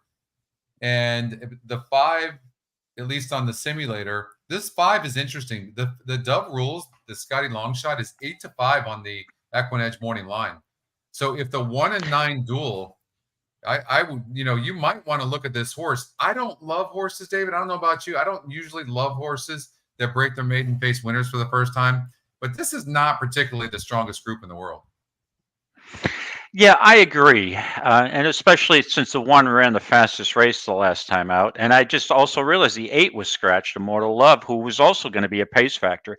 So really, when you look at it, the 1 had, to me, I know the 9 has some speed, but to me, the 1 seems like just a clear leader here, advantage in the pace. But the only caveat I'll throw in there is the 5, the Dove Rules, does have some speed on paper that showed at Tampa, and Paco picks up the mount. And Paco, he's just going to look at the form and go, "Hey, I'm gonna go. I got to press," because he's probably going to look at this race and say, "The only way I'm going to beat the 1 is press that 1 early. I can't let this 1 get a 2 or 3 length lead on me, or else it's probably over." So we'll see how it goes, but. Yeah, I have less confidence now with the scratches of the 4 and the 8 because they were going to add some fuel to the pace fire. So, but I'm just going with my trainer angle on this, hoping that 7 will be able to sit close enough. There'll be enough pace, and maybe the Tapeta won't be speed favoring today, and it'll be pretty even. But 5 is tough. I agree. We'll see how it goes. Ralph has a question for you. The stat on trainer and horses competing last out. Wants to know where you're getting that information from, the forum, correct? No. If you check on, I go to my trainer, I check on EquinEdge on the dot. If you click on the horse's name and go to the trainer, Delgado, a little pop-up box. There you go, Scotty. And it'll show me that second race off the claim, 26%. So it saves a lot of time. In the past, I'd have to go through like, all right, let's see what these trainer stats are. First off the claim, second off the claim. I hit a box and I'm there in 10 seconds. So nice. This is great. More coming. Bruno was really pushing that we should give trainer, jockey, and owner stats on horses at each of the meets. Because, some trainers are pointing towards certain meets and others they're not. So it's not a bad idea, actually, to put that up there. I think we'll probably get that done in the next probably 3 or 4 months and put that up on the site. So always looking for good stuff to put up like that. Right. And just want to point out, Linda Rice is already pointing for the Saratoga meet. I can guarantee you that. Yeah, She no wants doubt. to do what she had a great meet last year, and that's the whole key for that barn. For Yeah, the sure. many trainers point for the Keeneland meet. So you just it's a valuable thing if we could have that. Yep, to add that. Okay. So Gulfstream Park number 6. Before we go out to Aqueduct and watch that race, who are you choosing? I'm just going to use a 7. If I had 2 entries in the qualifier, I'd use a 7 on both, trying to beat the 1. Okay, and then there's just a part of me that feels like, which horse is going to get the better trip from behind and who's got that class. Of course, Todd Pletcher takes over the training duties for the Dove Rules, and off a layoff, he's 20%. First race with a horse, interestingly, in 56 tries only, he's only 11%. So this is not his norm. And Paco does jump aboard. The horse is 8-5, but I think you're on the right horse. I think you are. I think I'm gonna go that route probably. I'm gonna do the 9 on 1 ticket. It's gonna be interesting to me whether the 1 sends hard, whether Edgar Perez sends hard. I don't know. I'm wavering a little bit. I'm not entirely sure. I'm gonna wait on that, but the only horse I think I'm gonna throw out for sure is gonna be the 1, only because the 9's gonna be pressing on the outside, but the 1 can certainly win as well. So you'd be on the 9, but you're not sure. I'm not sure just yet. I'll have to come back to you on that one. But let's get out to Aqueduct. We're not going to be able to show this race. Unfortunately, we didn't get the approval to show the race. So you'll be able to hear it. That's my question. We'll get the audio then. We're going to have the audio. Okay, good. I'm going to pop it up on my. Yep, we'll find out if the 2 can run. All right, so you're on the 2 in here, and I'm on the 1, Citizens Mac. Let's see here. Well, I will admit I was wrong about the price. I didn't think Citizen Mac would be 2-1. I thought the 6 would be the second choice here. I'm happy with 14-1. I'll take 14-1. And the caveat now too is that it's a sloppy track, right? It looks more sloppy than muddy, so you're getting a ton of rain. Palace Malice, as far as I remember, I don't have time to look it up with them going into the gate, but I believe this horse had success on off tracks. And Palace Malice, well, we know it's only 7 furlongs. Palace Malice, I'm sure, is 1 at 7. Palace won the Belmont in 2013. Almost stalked the pace and went wire to wire around the far turn, took the lead. So I know you're on the 6 horse though, right? No, 2. You're the first time starter. Okay. 2. It was 2-6. If I had 2 entries, it would be the 6. So 2 over the 6. All right. Give it a shot that the 2 can run as a first time starter. I'm on the 1 and the 6. I'll turn up the volume. Let's hear what Chris Griffin has to say. Good luck.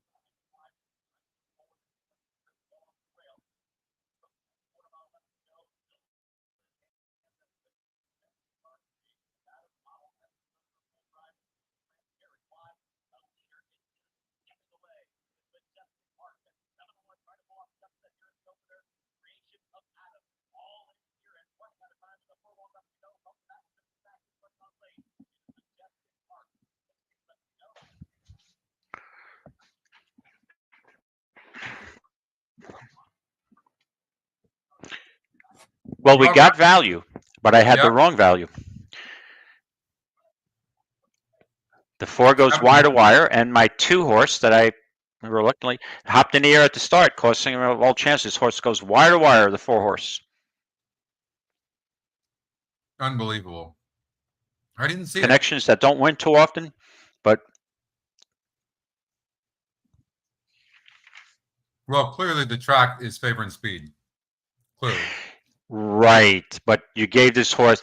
They just gave this horse such a clear lead, Scotty. I mean, and I will tell you that that's kind of Trevor's McCarthy style. He doesn't love to have, gone out and grab the lead. So I think that cost that horse, and I'm surprised the 6 didn't have more. Me too. It's especially with those yeah, blinkers. yeah. It may just be you get the lead on this track, you may be gone, and that would lead me to doubt whether the 1. Well, we'll see in the next race, Corporate Power. Castellaно's going to have that horse right up near the pace, I think. I agree. Have any chance? All right, let's go to Aqueduct race number 6. All right, Aqueduct race number 6. Let me just get that up on the screen. Get rid of my replay here.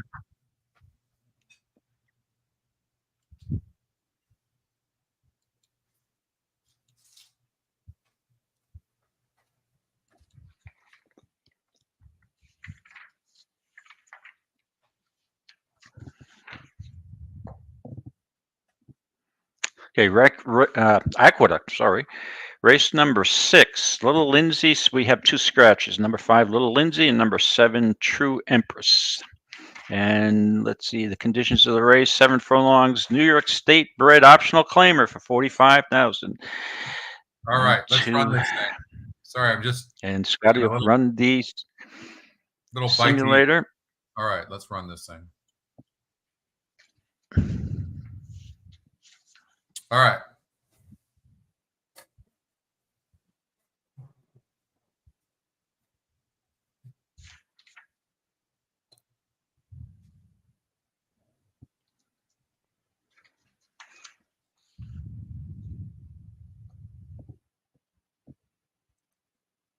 We're going to make Dan our weather reporter.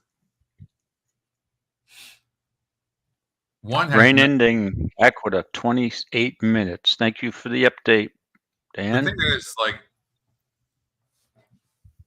there's no way I could make a horse that's got a 1 pace on a track like we've been seeing so far.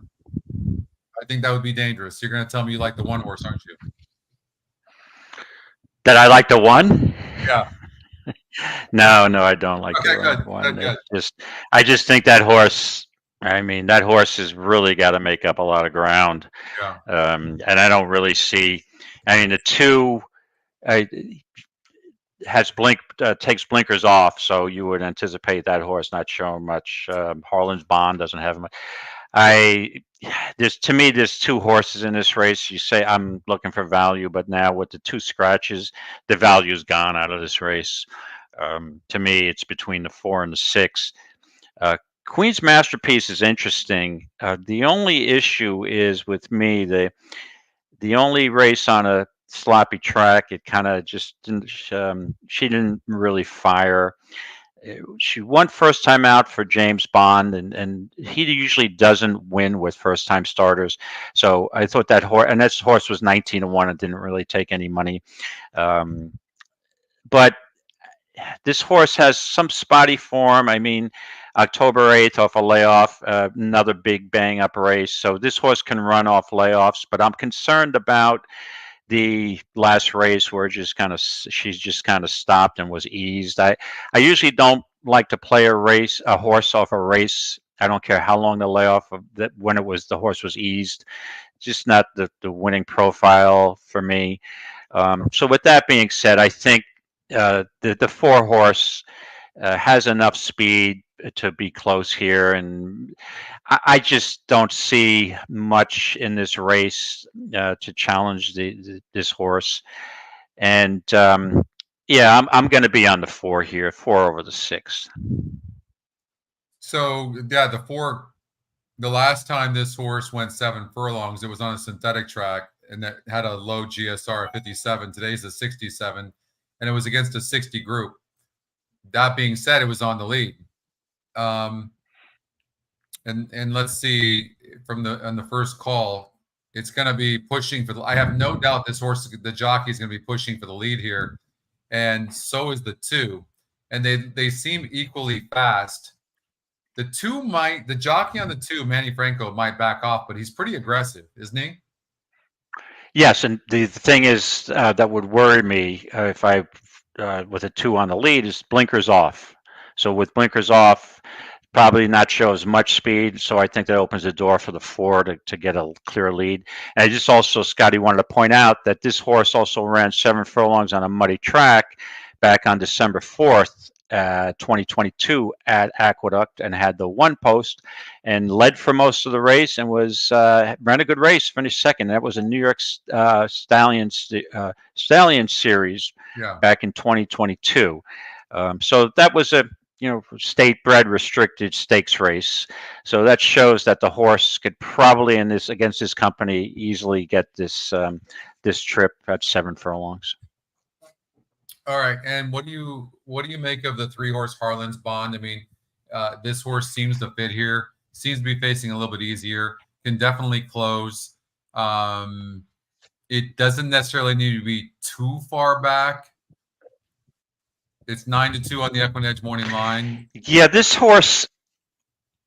Yeah, with 17 starts and no wins at 7 furlongs. I know most of the races have been at 6. So we got 2 starts at 7.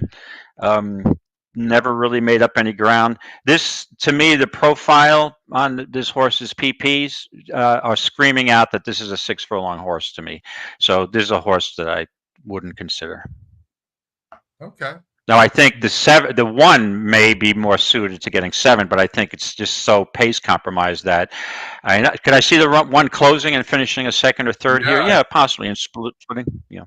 Well, look, if you watch from the beginning, watch, and then watch this, and then this. I mean, really closing, but it is dropping in GSR from a 65 to a 55, but it does go up in win percentage. It does come down in class compared to what it did last time out. I think it all is pointing towards an effort that who knows what's going to happen. To me, it looks like more of an exotics placing for me. I'm going to go with the 6-horse, Queen's Masterpiece, for James Bond and Carmouche aboard. I just think this horse, throughout the last race, that was against much, much tougher. Bond is only 4% with first races horses back. Wow. Bond's usually that's the thing. But this horse, Scotty, I think that might change the profile. This horse won first time out, and also off a 6 or so month layoff from May to October, ran a bang up 2nd, just missed by a neck. So this horse can run fresh off a layoff. So, but again, I still have that concern about that being easy. But you're right, Sue Ellen. That was a much tougher race. Sue Ellen, Michigan would probably be 2-5 in this race, right? So, that's the other horse that. And this 2-horse Temperamental getting claimed by Chris Englehart, 26% off the claim. It has burned money in the last 3 races. How do you look at a horse like this? Yeah, I mean, Chris Englehart's usually good off the claim. What are the percentages? He's 26% with claims. Yeah, and again, as I previously mentioned, the thing that would concern me about this horse is the blinkers off now with, where it doesn't look like there's going to be a ton of speed. And this horse has had 4 starts at 7. It has a 2nd and 3rd, which is okay. But I will tell you, if this horse runs back to the race on October 19th of last year, he probably will win this race. But I'm not sure this horse will be as close to the pace as she was in the prior race. So we'll see.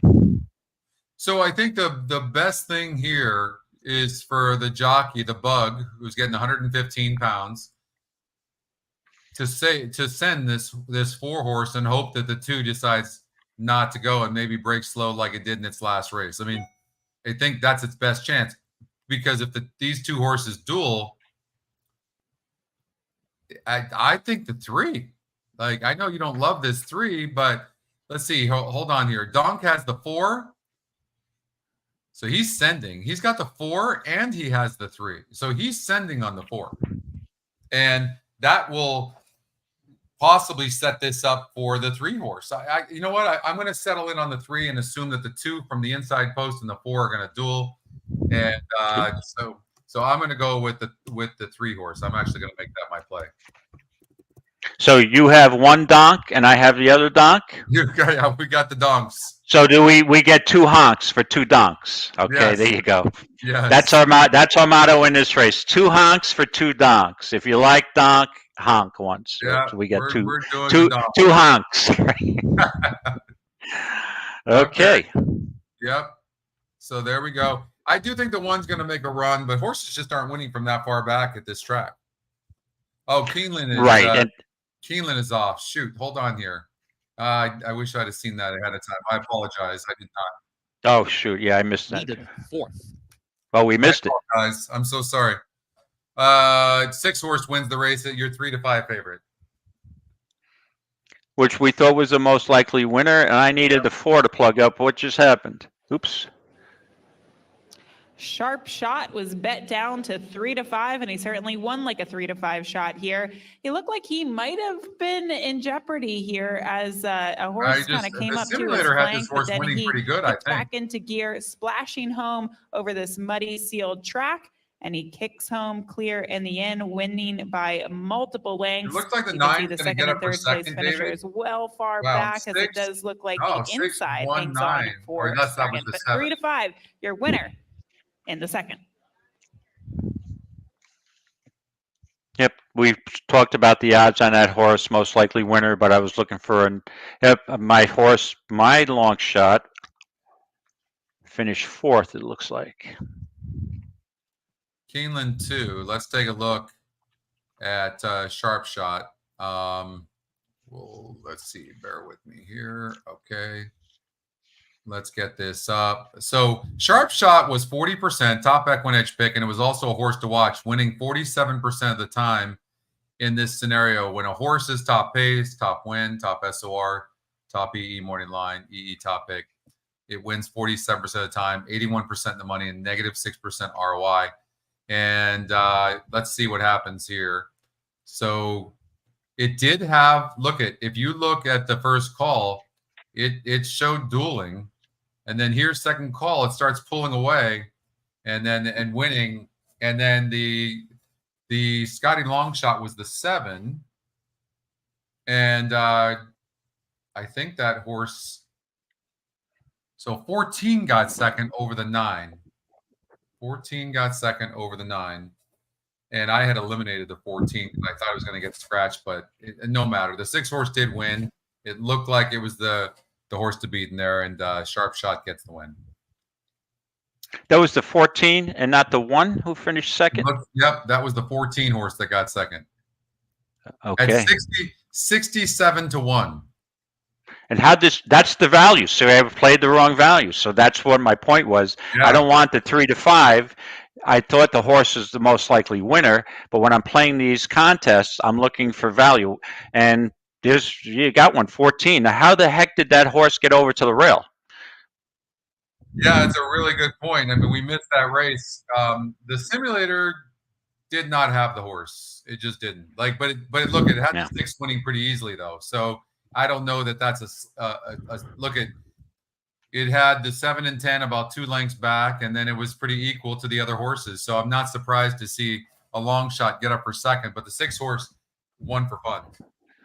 Right, and it'll show you too when you see the prices come out in the horse players feeder that the horse that you needed here was a 14, right? Because the 14 is going to be, it's got to be a $22 cap place, right? Sure. So it's so it's like 4 times as much as the favorite's going to pay. So that was the horse you needed here.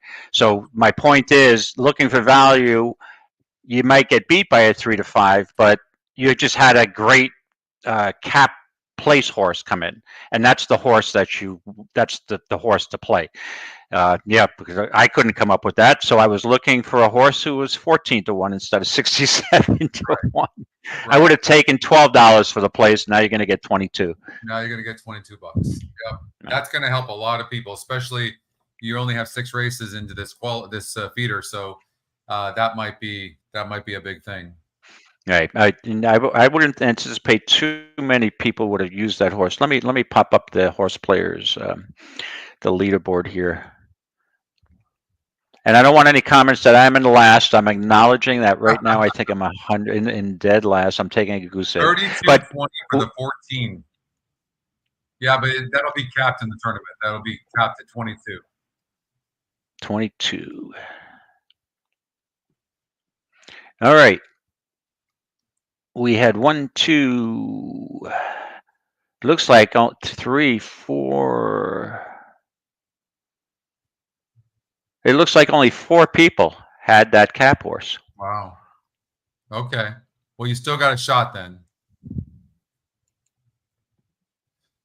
Yeah, $22. Yep, there shows you. So out of a total of 186 entries, only 4 people came up with this 14 horse, if I'm correct, and it looks like that's the number, 14. Yep. All right, David, we're going to get out to the 4th leg of the NHC, which is Keeneland race number 7. Okay, so let's do that. Bruno and I argued over this race. Now the track is yielding, and Ralph got it. Nice going, Ralph. Nice. Way to go. Good going, Ralph. So we argued over this race because he didn't like the 10 Crimson Advocate. This horse ran a huge race in the Breeders' Cup Turf Sprint and hasn't been seen since. So, I mean, this horse looks like the fastest horse in the race. Like it's also a gold star. We don't see this very often. It's the top pace, top win percentage, top EE morning line, which is the lowest EE morning line, and also the EE long shot. And these types of horses are a 5% positive ROI, and they win 33% of the time. Ironically, this horse also has a 33% chance of winning. So I think that, but he liked this horse, the 9 Foxy Cleopatra, a lot. So I'm going to either be embarrassed because I told him that horse had no chance of winning. But now Foxy Cleopatra is who Bruno liked. That's who Bruno likes. Well, that was a bang-up workout at Hawthorne on March 28th. Huh? It was. That's right. It was. Right. Let's run the simulator. Now, this is an interesting simulator because now we have a yielding turf course, so that's going to throw a whole monkey wrench into this. That's going to make try to handicap this race. It's going to make it faster. It's going to make the turf course faster. There's no way Johnny's not sending. These 2 horses are the fastest horses in the race, and the simulator says the 10's a bit faster. The 10 definitely has more class, and the minute the 10 gets the lead, I think the 9 is screwed. And I like who's going to come from behind. I think it's going to be the 12, the Scotty top pick. So, wow, he's already Ralph's got it already. Yeah, he's right. That he's qualified for it already. So that's good. Nice going, Ralph. All right. All good right. going, Ralph. Love that. Anybody else? So, anyways, what were your thoughts in this race? Yeah, the big key here for me is the yielding turf course, right? We've got a field of 3-year-old fillies going 5.5, and most of them, if not any of them, have run on a turf course with this much moisture in it.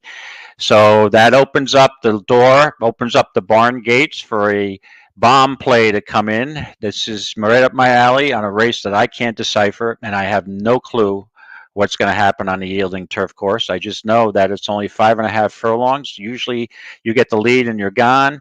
The one thing I've experienced in the past with playing very boggy turf courses is I want the outside posts. Absolutely. I don't want anything in the 1, 2, 3, 4 hole. I just think that's normally these tracks drain, and it's usually you get that, I guess, like a crown, mid, halfway on the turn there, and it's better to be on the outside. That's just my experience here. So with that being said, the 12 obviously is a big contender, and that's a horse I would use in any of my horizontal wagers here. But now we're dealing with the NHC contest, so I am looking for prices. I think the 12 is a likely stalker and winner over the 10. Weaver's got both horses. The 10 could easily be gone, but I'm having the opinion that I'm taking the guess that the yielding turf course is going to provide a closing opportunity for an outside post who can stalk, and that would be the 14 horse for me, Hot Beach.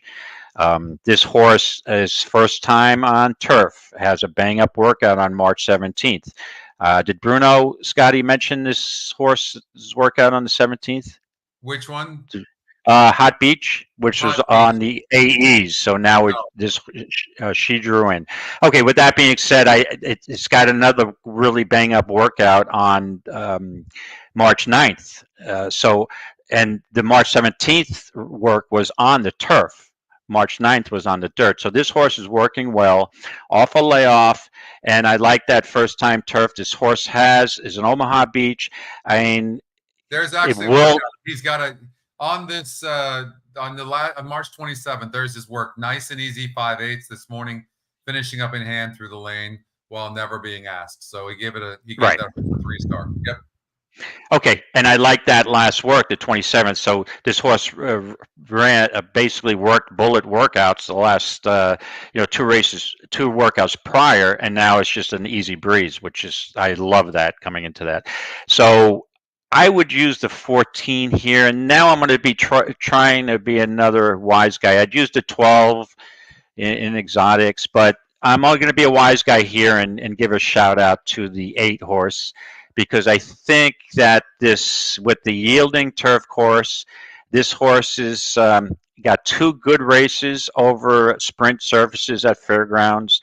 Right. The first race closed in and just didn't hold on. The second race, it probably got an education because it ran a slightly faster race, stalked the pace on a good turf course and drew off by 4 rather easily. Now comes in with it to the big girl aisle here in the stakes race. This horse is sneaky. So if I was playing in this qualifier, I would most likely try to get the 14 or 8 over the 12. So it's 14-8 for me here, Scotty. I mean, I listen, whoever you choose in this race, I don't think you can be wrong. Look at the 14 at the finish. It's only a length back. Who's going to get the best trip, though? And that's going to be the 10. Even this Pipsy horse has a chance first time here for George Weaver, or for Walton, excuse me. Flavian Pratt jumps aboard. It's working forwardly, has a look, does draw inside. I absolutely 100% agree with you. When you have a yielding track on the turf, especially in a sprint race, the inside can really get bogged down and slowed down, and you've got some speed to the outside. I personally, the price horse in here is Tupi. I mean, this horse can run. This horse is coming back for Graham Motion. Graham is 20% off the layoff. I think Ruiz is aboard, but again, I'm struggling between the 12 and the 10. I just can't.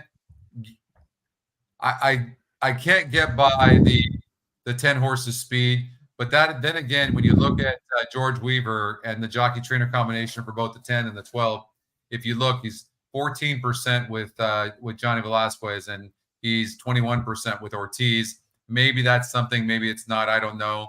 The win percentage on the 10 is 33%. It's a gold star horse to watch, and it's the Scotty long shot. I mean, there's a lot going for this 10 horse, I would imagine. Yeah, Scotty, I had the same predicament with these two horses in the Breeders' Cup Turf Juvenile Sprint last year, right? And I'm like, which one do I play? I got to play one of the Weavers here, and the 10 Crimson Advocate jumped out of the gate, and you knew that that horse had speed, but just didn't hold on at 6-1, or you could have had it miss waves at 9-1. So, yeah, they're likely to both run well here. If it was a firm turf course, I would probably not be looking to venture out with the long shots that I'm proposing here. And I'd probably be, not probably, I would definitely be on either the 10 or 12 if this was a firm turf course. See, I feel like when the turf course is yielding, it really plays to speed. That's my opinion. Also, if you look at what Crimson Advocate did for George Weaver on June 21st last year over at Ascot, that was off of a good track and won a Grade 2 race. So, right, very good point. But I think it's probably the amount that it's rained at Keeneland the last couple of days. To me, it's far from a good track, and it's yielding, soft to yielding. I mean, they took a ton of rain there, so I just think this is so boggy that to me, when it's that boggy, it could yield some unpredictable results, and that's right up my alley. So, but if the 10-12 exacta comes to the wire and the 14 finishes third and the 4 and the 8 finishes fourth, I'm like, yeah, that's logical to me. So I could foresee the 10 or 12 easily. Well, and look at what Crimson Advocate did too in the Breeders' Cup Turf Sprint. If you look at this, David, you're from the rail and dueled the entire time and only lost by 2.5 lengths. Like, I'm always skeptical with horses that did well as 2-year-olds. It doesn't necessarily mean they're going to come back as 3-year-olds, but it's not like this is a 7 or 8 month layoff. You know, it's logical. Now George Weaver's had some time with this horse. I 100% expect this 10 horse to be tough going gate to wire. I'm going to make the 10 my pick. Well, I will tell you this, Scotty. This horse is fast. I just noticed the quarter in the Breeders' Cup Juvenile Turf Sprint was 20-3. Now I know it was this wasn't at Keeneland. This was at Santa Anita, which is a totally different climate that time of year, right? That turf course that day was probably hard as a rock. So you're not going to run 20-3 on this course, but just that a horse, this filly, can run 20-3 on the first quarter shows you how fast this. Again, this horse could just be totally long gone here, and just go into another Grade 1 at some point this year. So we'll see what happens. But the only question mark I have is because of the conditions. Without the yielding or soft turf, I would, like I said, lean to the 10 or the 12 on a firm course. We'll see how it goes. All right, so let's get out to the next one would be Aqueduct race number 7.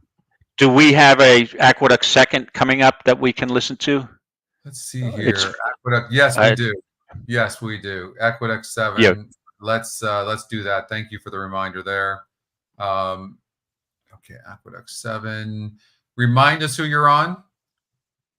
In the second race, I love the one. That's my Belmont stakes horse. Belmont at Saratoga this year, stakes horse. Okay.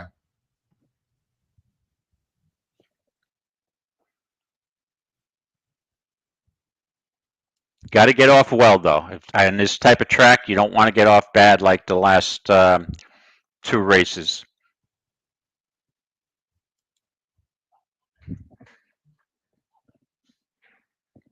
Good luck, everybody.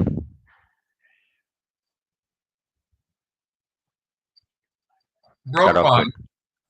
Broke fine. Yep.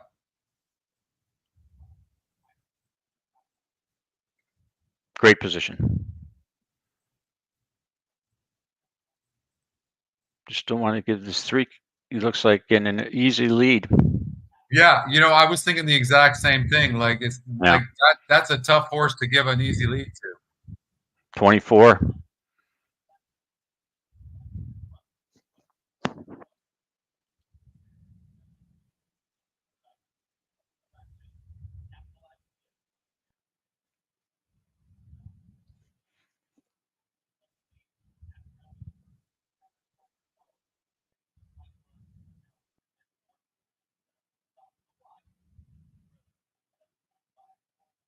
Yeah, 3 is running easily. Yep.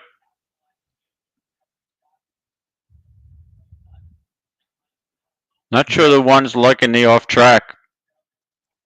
No, we talked about that. At least the GSR said that the one would not love the off track. I just don't see how your cat. This 3 is just enjoying every part of this right now.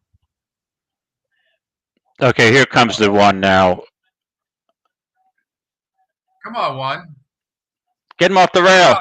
One time for He David. doesn't want to be. He doesn't want to be on the rail. Come on, 1. Let's go. You're not gonna catch that 3. No, he's not going to get there.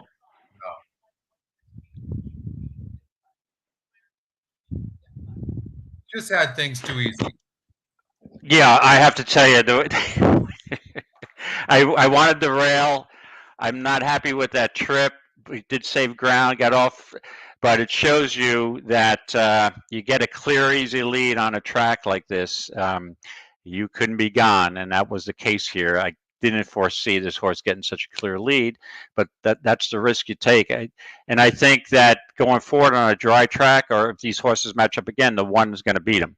And I think the 1, I still have confidence in that this is an improving horse. He got an education out of this horse. He didn't seem to want to be along that rail.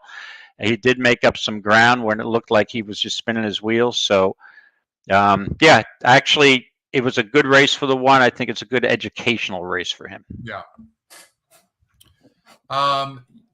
Usually on track changes, John, did Keeneland get changed for the surface? Is it still fast, or what is Keeneland right now? The official track condition at Keeneland. Yeah, speed is holding, David, for sure. Yeah. Oh, absolutely. We're still showing fast on this, but maybe we didn't update it. I don't know. Let me just take a look here. Let's see let me know what you're here. seeing. I've got fast here also. Okay. Because I think Justin said it's raining a little bit, but they probably sealed it, to be honest with you. But we're showing fast. Usually the track conditions. What's off the turf, Kevin?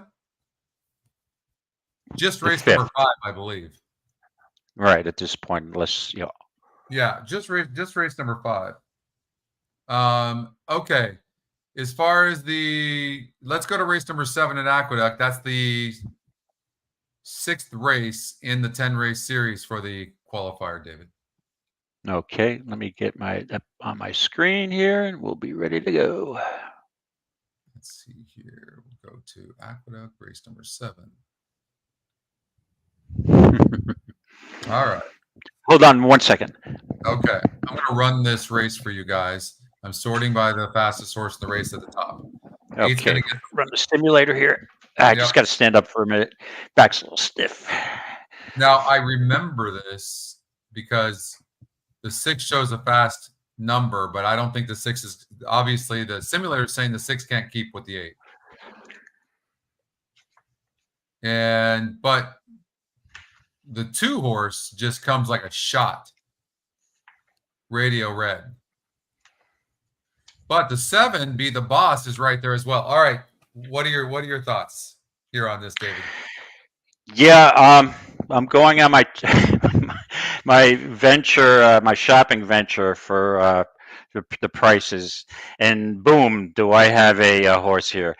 And it's all based on track condition. I was hoping to get a sloppy track because it just seems that this horse, the 6, Cool Kathmandu, with Charlie Baker, just loves a sloppy track. Because if you look at his past races that he ran on December 16th, 2022 at the Big A, 7 furlongs, he just aired at 7-1. Much improved race compared to his first time out on a dry track. Then he goes back to a dry track in the Jimmy Wingfield, which is a stakes race, small stakes, and he was probably overmatched there, but he just packed it in. His other races aren't bad. He off the layoff September 16th, he closed. He stalked and closed. He didn't really make up any ground. He might have passed a tiring horse and held third. I'm not sure. Then again, on another dry track, an allowance race, he kind of packed it in. Back to Finger Lakes on a sloppy track. He just airs at less, odds on, which is not that. I'm not that impressed with an odds-on race on the slop at Finger Lakes, where he was that prohibitive of a favorite. But with that being said, it just looks like this horse just loves an off track. And with that in mind, and looking at the morning line price, which we're never going to get in this point in this race, but you should get 15 to 1 at least, I would think. And there's some good horses in here. This horse is Cool Kathmandu is going way up in class. I understand. Excellent Timing should have the lead or close to the lead, but I think Cool Kathmandu may outkick him. Suburb Great is a question mark. Had run on a Pegasus at Monmouth last year, which was a good race, but this horse didn't hold on at a mile of 16th and comes off a layoff now. So that horse probably will need a race. Be the Boss is a horse that likes an off track also, but is really could be closing here. So that horse has got a shot.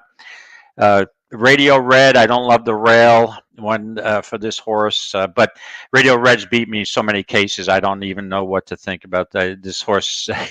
But he's only won 2 races, so 3 races. So I guess it's not that painful to get beat by Radio Red. It's only 3 times. So yeah, I'm going to be a wise guy here and go with a long shot to hopefully wire this field on it because of the track condition. Has anyone asked why we don't see the wet dirt GSR? You do right here. It says 6 furlongs wet dirt. That means that these GSRs are using the, if you look, you'll see, go to GSR, you see how the tab is wet. You can sort it if you want. And there you go.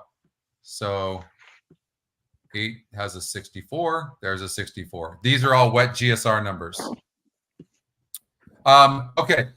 So who do you like here, Scotty? Well, look, Dylan Davis got off of the 6 horse. Dylan Davis got off the 7 horse to ride the 2 horse Radio Red, who's also the Scotty top pick. I mean, really makes a menacing move around the stretch, boom, like this, and then watch. 7's coming as well, but I think the 2 is going to save ground on the inside. I think there's going to be some pace there. What I do like about the 2 horse is it is tactical, and I don't think it's going to be sitting more than 3 lengths on the inside, saving ground from those speed horses. I will say this, and I might use 2 horses here. I do think Kingdom is an interesting horse. The only reason I hesitate is because if you look at the SORs, David, 56, 52, if you look at that, today's a 64 group. So I just feel like it's going to be tough. And I just think that this horse has class and this horse is tactical. I see this horse being tough to beat. I don't know what happened last time out. I think that Dylan Davis was a little too aggressive last time out and was too close to the pace. The only thing I will tell you this, I'm a little worried about is if Dylan Davis feels like this horse has to be really close to the pace and the pace is going to be this fast, then just maybe you would use a horse like Be the Boss, a horse he got off of, who actually won against a similar group last time out and actually has the style to come from behind. So Trevor McCarthy jumps aboard for Mike Maker as Dylan Davis jumps off. I don't know. What do you think about that? Yeah, Radio Red, again, I've been beaten by this horse a couple times, but I thought it was more than 3 times because it's just like, this horse just always beats me. But I just noticed about Radio Red that this horse has never won on an off track. 5 starts, only a second. So, and it just looks like it's races on off tracks. Throwing out the Gotham, we're going to throw that race out. The horse had the 14 post last year. So with that in mind, throw that race out. But even the other off tracks, the race on October 29th, It was not that horse's best race. It's slower than a previous race or the race afterwards. Its best race to me was that 7 furlong race, the last 2 7 furlong races at Aqueduct, in December and January. And then did it maybe regress just a little bit in that March 2nd race because the track was sloppy? Would this horse have won if that was a dry track? I'm thinking so, and I'm thinking that this horse just doesn't love the slop, can run on it, but maybe not run as fast as on a dry track. But then again, there is, Kingdom's got speed. Cool Kathmandu's got speed. Excellent Timer's got speed. So there is a chance that there might be a speed duel. I know it looks like a speed favoring track, but if that's the case, I think Be the Boss is the other horse. Trevor McCarthy is more of a closing type of rating jockey. He'll get probably a good stalking trip here, 4 or 5 lengths off the pace, but I'm like I said, I'm being a wise guy here with this Cool Kathmandu. I'm just, because if this horse wires a field at 15 or 18 to 1, I'd be kicking myself the rest of the day and weekend, because I did like this horse last year, and I used him a couple of times, so I am familiar with the way he runs. So I'm giving it a shot here. I'm going to change up a little bit, only because I think the 2 horse, you're right on the. I'm looking at the wet, doesn't seem to run good on the wet, and is going to maybe be too close to a fast pace. Speed kills speed. I'm going with the 8. I am a little worried about the 7, because if they do go fast and the 7 stops or the 8 stops, I think that the 7 horse will probably win the race. I think I'm going to, on one ticket, I'm going to put the 8, and on another ticket, I'm going to put the 7. That's what I'm going to do. 8 and the 7. Okay. Yeah. So you're thinking the 8 can rate a little bit, or no? No, the 8's going to the lead. I don't think. Yeah. Based on the simulated race, if you look at the first call, if this is correct, the 8 at the first call is going to be a length and a half behind, or the 6 is going to be a length and a half behind the 6. Excuse me, the 8 is going to be in the lead by a length and a half over the 6. That makes sense. And really, when you have 2 tickets, that's the right strategy. If I had 2 entries, you have 2, correct? So so with all the speed, you use one speed and then one closer, hoping. Baba Voss is moving by, takes 4th to the inside of that Remind me who you as have they here round the again. bar turn, and That's still Spencer's Boy Luna is last as they make the move toward the Hopefully it's the horse in the lead. Cyclone Mischief Well, on the 2's outside coming of on the Pyrenees, outside. Oh, the to 7. the top of Oh, the boy. stretch. They turn Yeah, for he's home. Dead last. Wow. Yeah, he's dead And last. now the challenge from the Princess Spur. The Princess Spur swings off the rail, but is still 4 lengths away 8 from to 5 Pyrenees. on the 1. And Pyrenees comes by the 8th I'll pole, tell you what. maintains the advantage so far. The Princess That track Spur is wet. I don't know why it second shows now, fast. still some 3.5 Did they lengths change off the the leader. designation of this track Pyrenees, yet? the Princess Spur will have to settle for second. Pyrenees wins it for Brian Pyrenees. Hernandez Jr. This The is Princess not a Spur. fast track. I don't know. 1, Did they 2, change 3. it? Can we get an update from Justin? Because my track feed is saying it's still fast. Yeah, and that's the designation we're getting from Tote. We're getting fast designation, because I asked Brad, and yeah, it's still fast. I have to. I don't understand. I mean, you want to call it some term is wet fast, but it's wet. I mean. Okay, I have a feeling that race number 7 is coming off of the grass. That's really unfortunate. That's going to change everything in what we're doing, because there is a lot of late scratches. So I think it's being taken off the turf. So it's official that the 7. Well, there was a bunch of these horses just got scratched, and then somebody in the chat just said that they took the race. Yeah, so and Foxy Cleopatra. So Bruno thought that they would take this race off the turf. That's unfortunate, because now there's only going to be 8 horses in the race.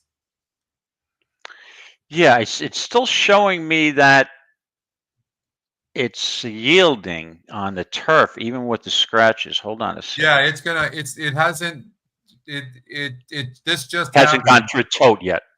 We got the scratches, but it hasn't gone. Tote hasn't We haven't got that designation yet from Tote. We should. It should happen anytime. Okay.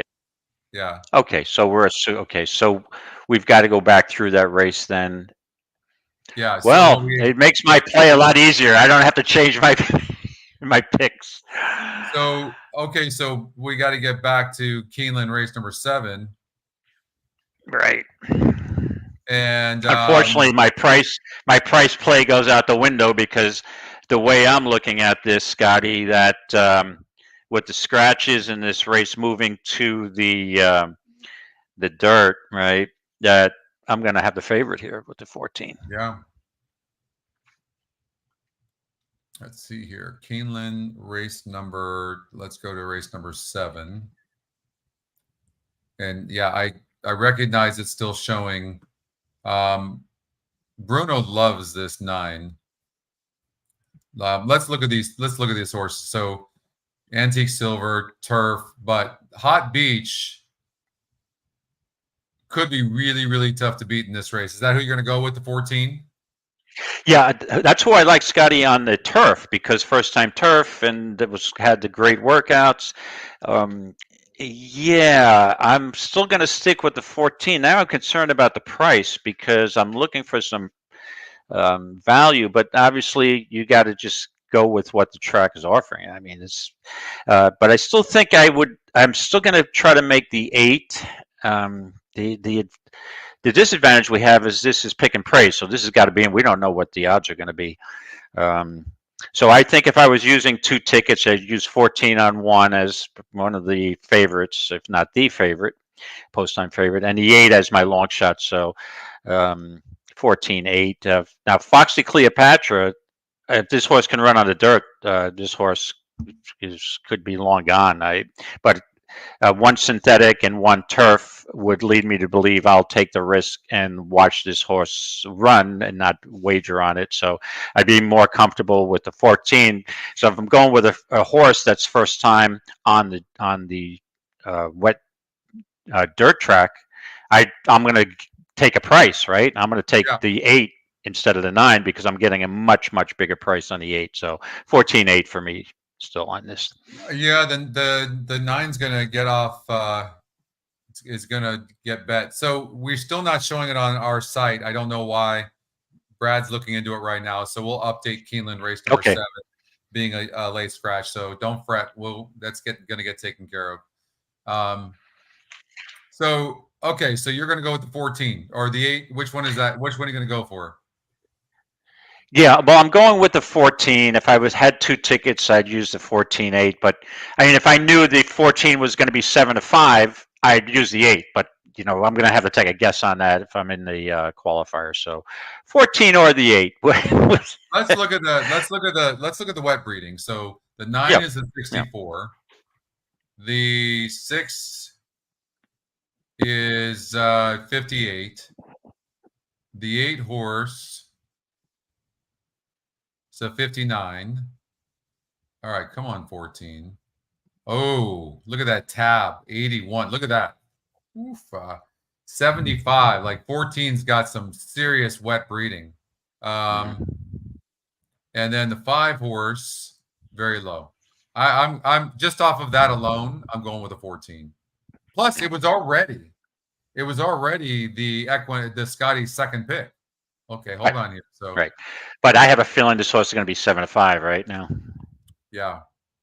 Yeah, but so you just take it on both tickets and move on? That's it. That's all I'm going to do. Not going to mess around. Right. I'm going to go 14. And you only have 10 races on. Yeah, 10 races on the Friday qualifier. So you miss 3 favorites or 2 out of 3 favorites. You're going to be down a couple of right.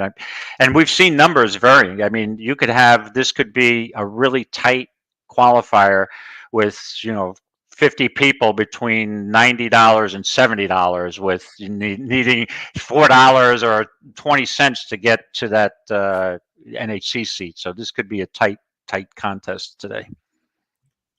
So Brad's telling me that it should be about 10-15 minutes. The change will happen.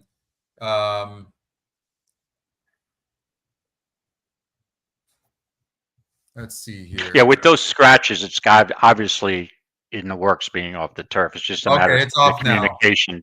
It's off. Okay. Refresh your screen, you guys, and you'll see it is updated. The win percentages are updated. We'll let's see here. Let's refresh this. Okay, Just there we go. 1 minute. Yep, you're good. So, all right. So here's the new win percentages. You can see that the 6 and the 14. It's still showing the 12 horse, so we got to update the EquinEdge picks.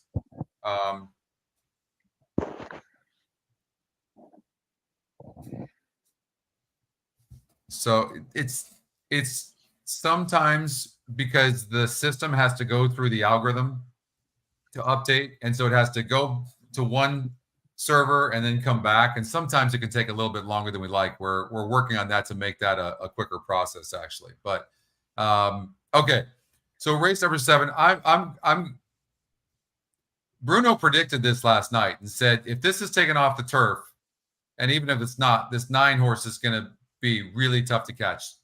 So I think what I'm going to do is I'm going to use the 9 on one of my qualifiers, and I'm going to use the 14 on another. So that's how I'm going to play that. Right. And my original premise with the race being on a yielding turf course, right, was that I'm looking for some kind of a logical result. Well, now that's off the board. So, and I'm thinking speed may not hold up and you need somebody to close. That's going to change. So, and we've seen how speed favoring the dirt course at Keeneland has been the last since last week, opening week. Right. Yeah, you could be right. This 9 could be long gone, but I'm hoping the 14 has enough speed to stalk and stay within a reasonable. It's only 5, and it's the same distance, right? They run at 5.5 off. Yes, it is. Okay. Yeah, you might be right here. The 9 might be just very difficult to catch. But with that being said, now there's really no value. You 14 probably be the favorite. Now, what would you think the 9 would go off at? I think the 9 is probably you're going to get 5-2. So you think the 9 would be the second choice here? What about so? And the third at 11 would be the third choice, Tupi? I think the horse so, yeah. is run. Yeah, it has 2 races on the dirt, but one was pretty impressive at Laurel, but you're going way up in class here. Yeah, but the one at Tampa and the Stakes was all right. Yeah, you're probably right. 14. Yeah. Okay. Yeah, 14 will probably be the favorite with the 11 and 9 vying for second choice. Let's see here. Yeah, I just think that the wet number on the 14 is pretty darn good, and it's not bad on the 9 either. If you look at this, it's not a bad. It's got a 68. So the top 2 GSRs are the 14 and the 9. I'm just going to go with that on the wet track, and hopefully the morning line is going to update soon. Brad's looking into it right now. Also, the picks should update too. So hopefully in the next 5-10 minutes we'll see that update. So give you a little bit of time. Okay. Well, value's gone out of that 7th race, but we got to pick a winner and move on, right? Yeah. No, I was really excited about that race. I thought it might be good, but okay. Either way, we got to move on. Let's go to event number 7 and go to race number 8 at Keeneland. Okay, let me just pull that up on my screen. You're going to run the simulator. I am. I want to see if there's any additional scratches there. Chances are it's not because it's not a surface change, but let me just, okay, good. I have it up. I don't see any changes. Do you see changes? No changes. Okay. No changes, correct. So we'll sort the EE morning line first. Let me see if I can eliminate some horses. Certainly the 2. This is a tough race. No change. Yeah, this looks like an absolute grab bag.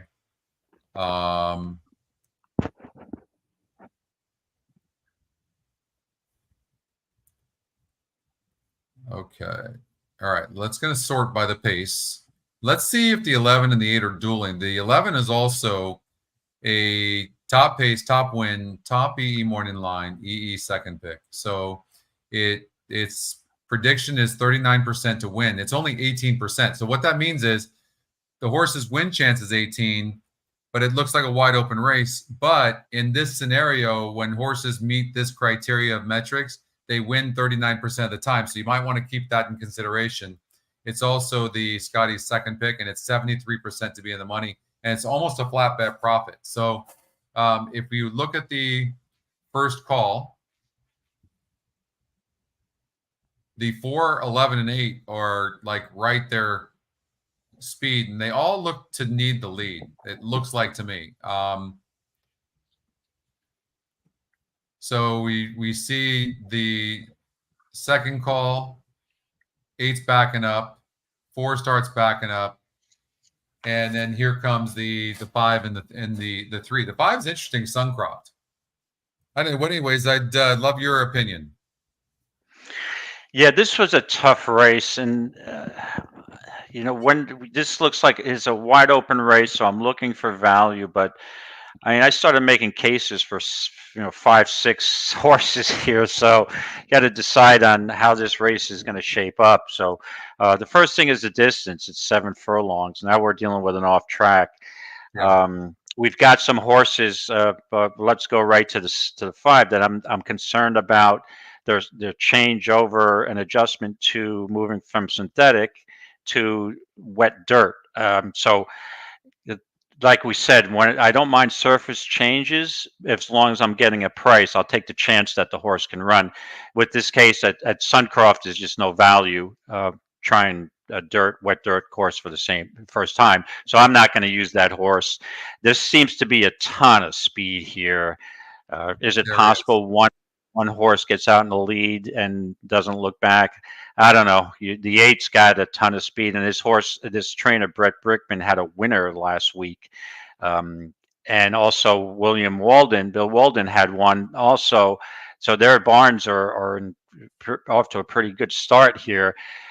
I mean, they're going to be right up on a lead. I mean, David, there is no way this 8 is winning this race. I mean, I know. Yep. 42 SOR. Coming from Delta Downs, yeah, but I'm just saying it adds fuel to the pace fire. No, for sure. Right. And Holster, David, hold that thought 1 second, Eric. I just want to understand what you're saying. Are you saying in race number 7 that Bruno made the 11 as his top play? Because he said that the 9 was going to be his top play. I just want to see if that's the case. And then before we cover and go back to this race, David, race number 8 at Keeneland, let's just we've got Aqueduct, and I know we were both on the 6 horse here. Correct. Now 8 to 5. Got bet down late. All right, give me 1 second. I'll be right back.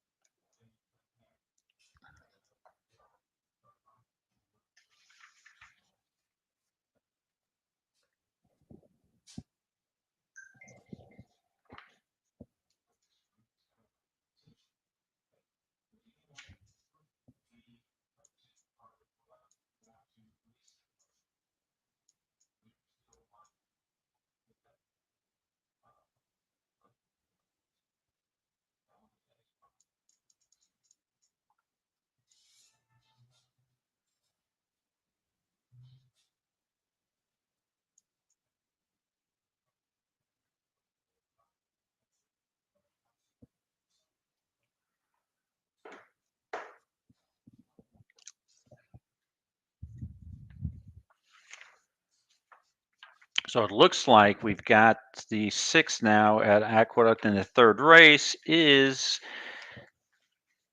the post time. Will be the post time favorite at 8 to 5, which I kind of anticipated. 5 and the 3 are vying for second choice here, which I would definitely lean to the 5 over that. Let's see if there's any.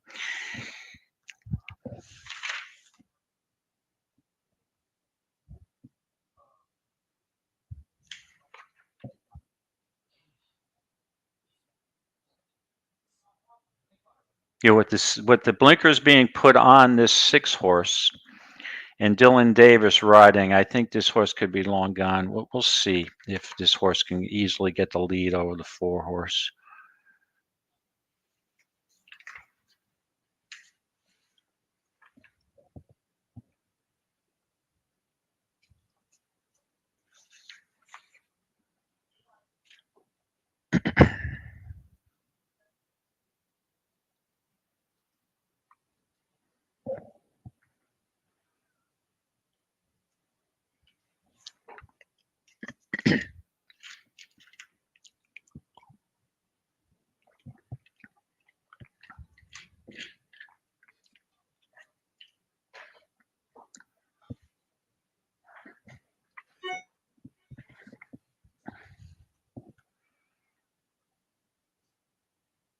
No change in the odds. Basically, we got the 6 horse is the 6 horse just clicked down to 3-2. We've got the 3 and the 5 vying for second choice, which are both 3-1, and we've got the 4 Allegrini at 7-2, and the outsider is the 2 Conniving.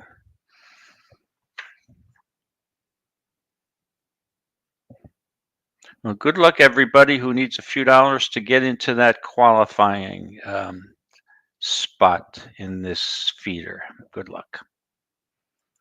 6 is heading into the gate.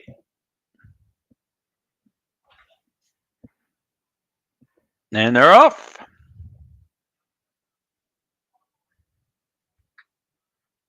6 has got a clear lead, but he's a little wide, giving some room to the 2 here. Can he get over to the rail? No, don't know.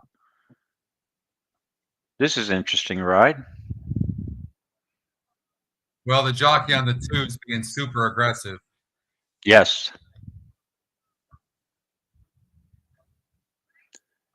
The 6 is wide. You've got to get him over a little bit. But who would have ever thought that the 2 would have done that? I couldn't have expected that. I think the jockey, they're well in front. Is the track this crazy fast? Well, Scotty, a lot of times it gets inside bias.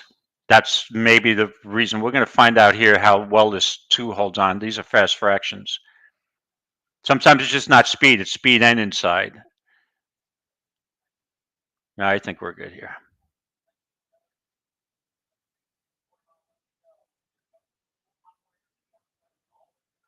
He hasn't even asked the 6 yet, so he's running really good. Yeah, he's really wide. Yep. Yeah, he's looking good.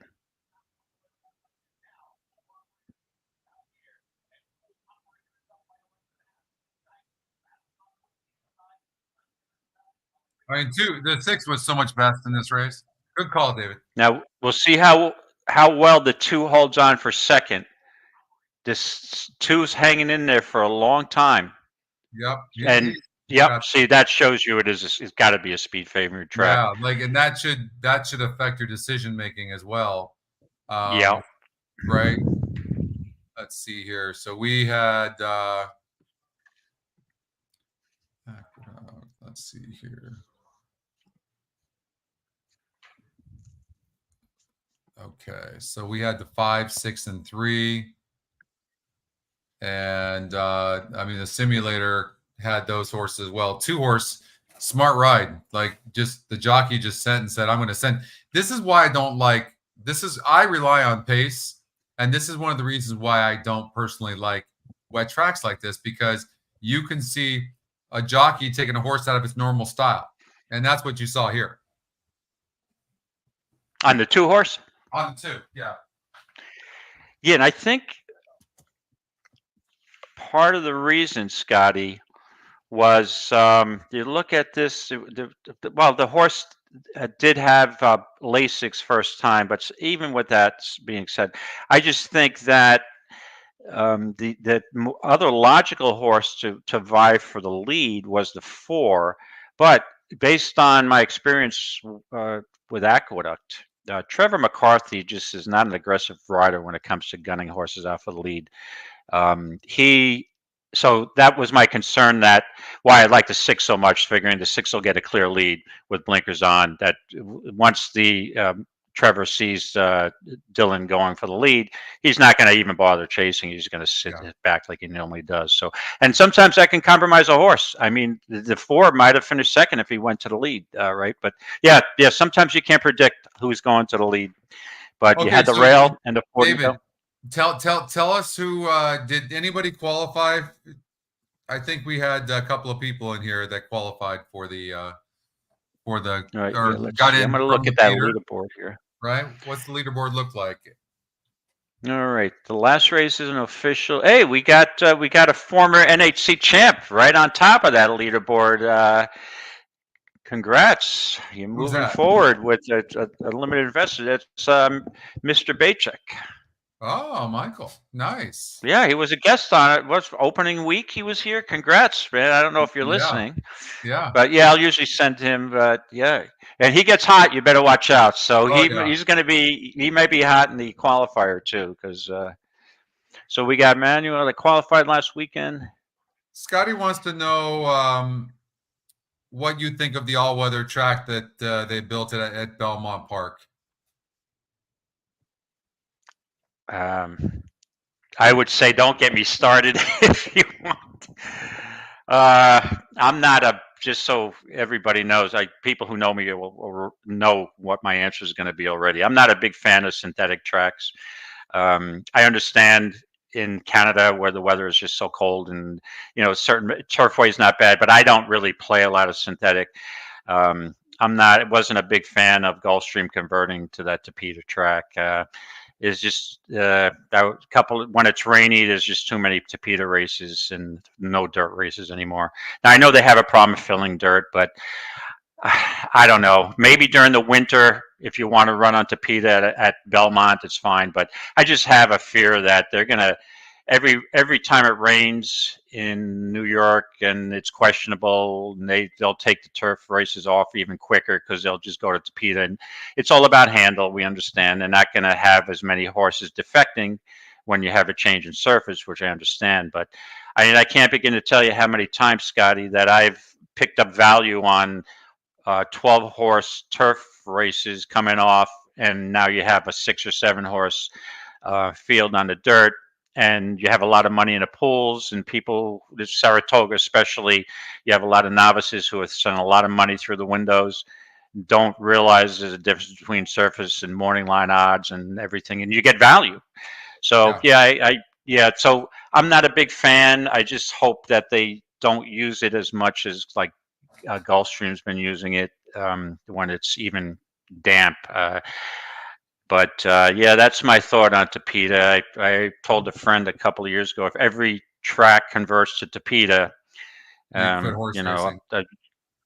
me out. And I think Andy Byer's on the same page based on what he said. That's, it's been a safe surface for many, many years. There's other factors, and it doesn't necessarily mean because the track is wet that it's any less of a risk for injury, more of a risk for injuries.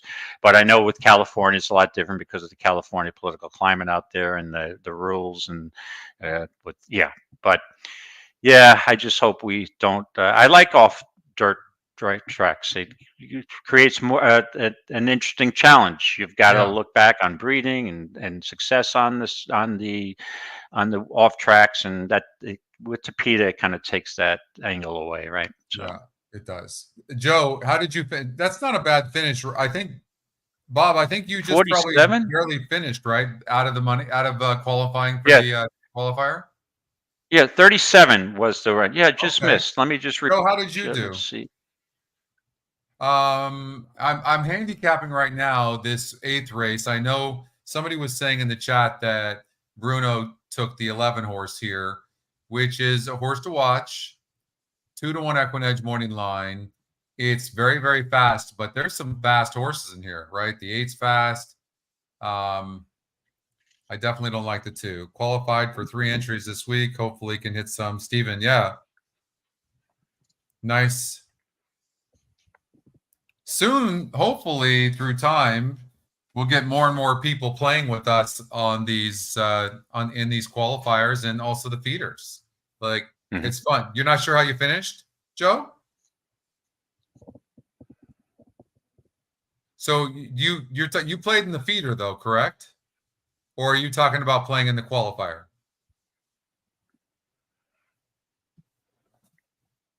And did you sign up for an NTR account?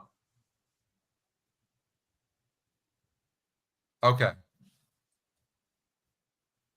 Okay, so you didn't play in the feeder, is what you're saying. Oh, you played in the feeder. And you don't know how you did? It's over now, so you should look and see how you did. You see Joe's name in there anywhere? What's his last name? Jaglowski. All right, we've got 2 minutes before race number 4 over at Keeneland. It doesn't mean anything, but we'll just, since we can show the race, let's go ahead and run it. We'll run the simulator. Sure. Okay. Yeah, you down with that, David? All right, let's do let's pick a winner. We got some time. Joe got 25th. So Joe qualified for the qualifier. He got 25th? Yeah. So Joe, are you taking notes on the races we've been talking about in the qualifier? You see him in there? You see him in there, David? Yeah. Okay. Yeah, he's 25th. Yeah, and got cool operator. Cool operator put him over the top. I'm glad that I gave out a horse, at least one horse that won today. That's good. And Jeffrey got 27th. All right, that's good. All right, come on. We need some energy in this thing. So we need that. It pumps us up when people are playing and qualifying in this thing. And then so we'll go over again the horses that we gave out for the qualifier, you guys, if you guys are interested in getting those. So. But you can see it looks like a wide open race. You see the picks here. I like to take horses that are moving up in the GSR, not going down. 11 though is got some wicked breeding, no pun intended. So it looks like the 2 could have an easy lead. Here comes the 8. Here comes the 11. I'm going to sort this way. Let's look at first call again. So 2 on the inside. Here comes the 8 on the outside a bit. Here comes the 11 at the finish. And the 7 is really like moving. This is the horse that broke its maiden first time out at Indiana on the turf. They might be giving this horse a race or not. And then here's a long shot, the 9. Interesting. You might, because the GSR is going up 17 points, maybe throw the 9 horse in like the 3rd or 4th spot in your superfecta. That might not be a bad idea as they load into the gate. All right, so remind you the picks are 2, 8, 11. I think the 9 could get 3rd or 4th maybe. Let's watch the race. I'm going to give you a horse that I like, Scotty. I like please. The 5 here a little bit. They're at the post. Talking a pace, cutting back to distance. They're off to 7. All right, the layoff horse, the 7 has some broke early very speed slow. as well. Dazzle Silver is there to the inside. They're going to give this horse the race. Is the leader. Starts to slide down closer to the rail. Has the lead by would actually have the lead. Dazzle Silver back toward the inside. Really and then dangerous. Asmodeus, who goes in the 4th position, just over 2 lengths off the lead. Wicked again. I've got a 5 and a lost 2-5 position or exact. 2. Settles back toward the center of the pack in 5th. The 8 horse sitting right and there. There goes Age Truth moving by to the inside from 6th, along with Kinsio. I'm curious about from this the 7th 42 to 1 position. They shot head on to the far last, turn. the Further 9 back, cruising. Isatude is 8th. Flipperino Maybe is 9th. Harrodsburg is the leader, though, after an opening quarter, 22.09 seconds. Harrodsburg leading Aberdeen a length and a half. Dazzle Me Silver right there to the inside. The 3rd around the far turn. And then Asmodeus, who travels in 4th, still 5 lengths off the lead as they work their way off the traveling well. And there's a gap of 7 more lengths back to Wicked again, just to the outside of Age Truth. That pair with running to do, along with Isatude, who's to their outside. The 5's moving well. is the leader. Aberdeen to the outside of that one. 5 is moving and good. Then comes Asmodeus, who's out in the center of the racetrack. But coming to the 8th pole, Harrodsburg has a 5-length margin. Harrodsburg into the final furlong, the leader. Asmodeus is second up on the outside and is followed by Aberdeen back toward the inside in third. Good Harrodsburg call on, has this 9-1 one wrapped shot. up for Irad Ortiz Big Jr. favorite, Irad Ortiz, Harrodsburg, the winner. 2-5. Asmodeus was home 8, second. 10. Aberdeen was third, and Isitude came on to pick Prohibitive fourth. favorite in the third choice, so maybe $12. The I'll take 5 it. horse was also a horse to watch. And let's see, the payout for the 2-5 was $6 For $1? for $1.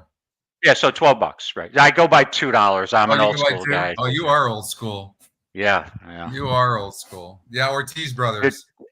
Yeah, Kenneth, tell me the trip when you give me a triple payout. Don't give me the 50-cent payout. Give me the $2 payout. That's how I play it in a contest. A $40 straight triple. It takes me too long to calculate it at 50 cents. I would just give me the $2 number. You got it. All right, that's it. I'm going to double it. Let me see if I can do the math. What if it's paying $6.46? You want me to compute that? No, Hey, listen. When you've semi-retired to become a professional horse player, every 46 cents is important to me. That's right. So, and actually, well, the one thing too about this game, and you can relate to, and I don't know, we probably have experienced horse players and novice out there, is that it is so streaky. And the worst thing you can ever say is like, wow, I'm on a really good streak right now. So I won't say that. Because it can really turn on you because you tend to get overconfident. I know sometimes I got overconfidence, and then you start not thinking enough or not doing the research, figuring you're just going to wing it, and that doesn't work for me. So, yeah. So how are we supposed to play this next week? So this is the 7th race of 10. So we have 4 more races, including this one. So how are we supposed to play this? Like, what do we do here? The 11 in the stretch shows to have about a length lead over the 5. And here comes the 5 and the 3 late. 3 is a horse that's going to come from well back. I don't think horses have been coming from that far back, have they? No, I haven't noticed that per se, but I think this. Let me just take a look. Yeah, this is the race that I had problems with. It's really wide open, and of course, with that being said, we'll probably get the 11 horse as the favorite to stalk off a pace and win by 5. But again, it's too tempting for me to not reach out for value here, Scotty. I was really intrigued by the 4, but then with the other speed in this race. I figured that I'm not sure this horse hasn't proven itself at 7. And until the horse wins at 7, I don't really want a part of it for stretching out first time. Because to me, there's a big difference. And some of these horses don't want to go past 6, 6.5, and their tongue's hanging out by 7 furlongs. I originally looked at Classic Legacy because I'm always a sucker for Bill Mott horses. This horse will fit the profile. It's 1 at 7 furlongs, kind of on a slower pace, stalking the lead and then taking over. So I considered the 3, but the horse I think that has some upside that I'm willing to take a gamble with here in the qualifier is the number 1 Bermudo, Asmussen's horse. Okay. The layoff doesn't bother me. Asmussen, I just need to know Asmussen out for the layoff. That's fine. I don't. The numbers are probably good. They're probably at least around 20%. I would think. I did check it out last night, but this horse had won on a sloppy track at Ellis Park rather easily by 2.5 lengths. Stalked the pace and took over from the inside post, by the way. So this horse has already won from an inside post at 7. Stretched out to a mile. That was a nice field at Saratoga. I believe I was even at the track that day. I don't remember this horse. Bump start, really never got involved, so you can throw out that race. And then stretched out to a turn race at Churchill in a decent field and ran an even 5th. Off the layoff, cut back. This horse could stalk from a perfect trip along the rail. And I get Tyler Gaffalione, which is just an upside for me. So I'm on the 1 with an honorable mention to the 3 here. So 1-3 for me, Scotty. Okay. So David's got the 1-3. So I'm struggling with this race, but I do think that there's going to be some pace between the 4 and 8 and 11. Now I do see that the 11 horse is a horse to watch. And it has had inside posts, to be fair. Now it draws outside. It seems to be working just fine.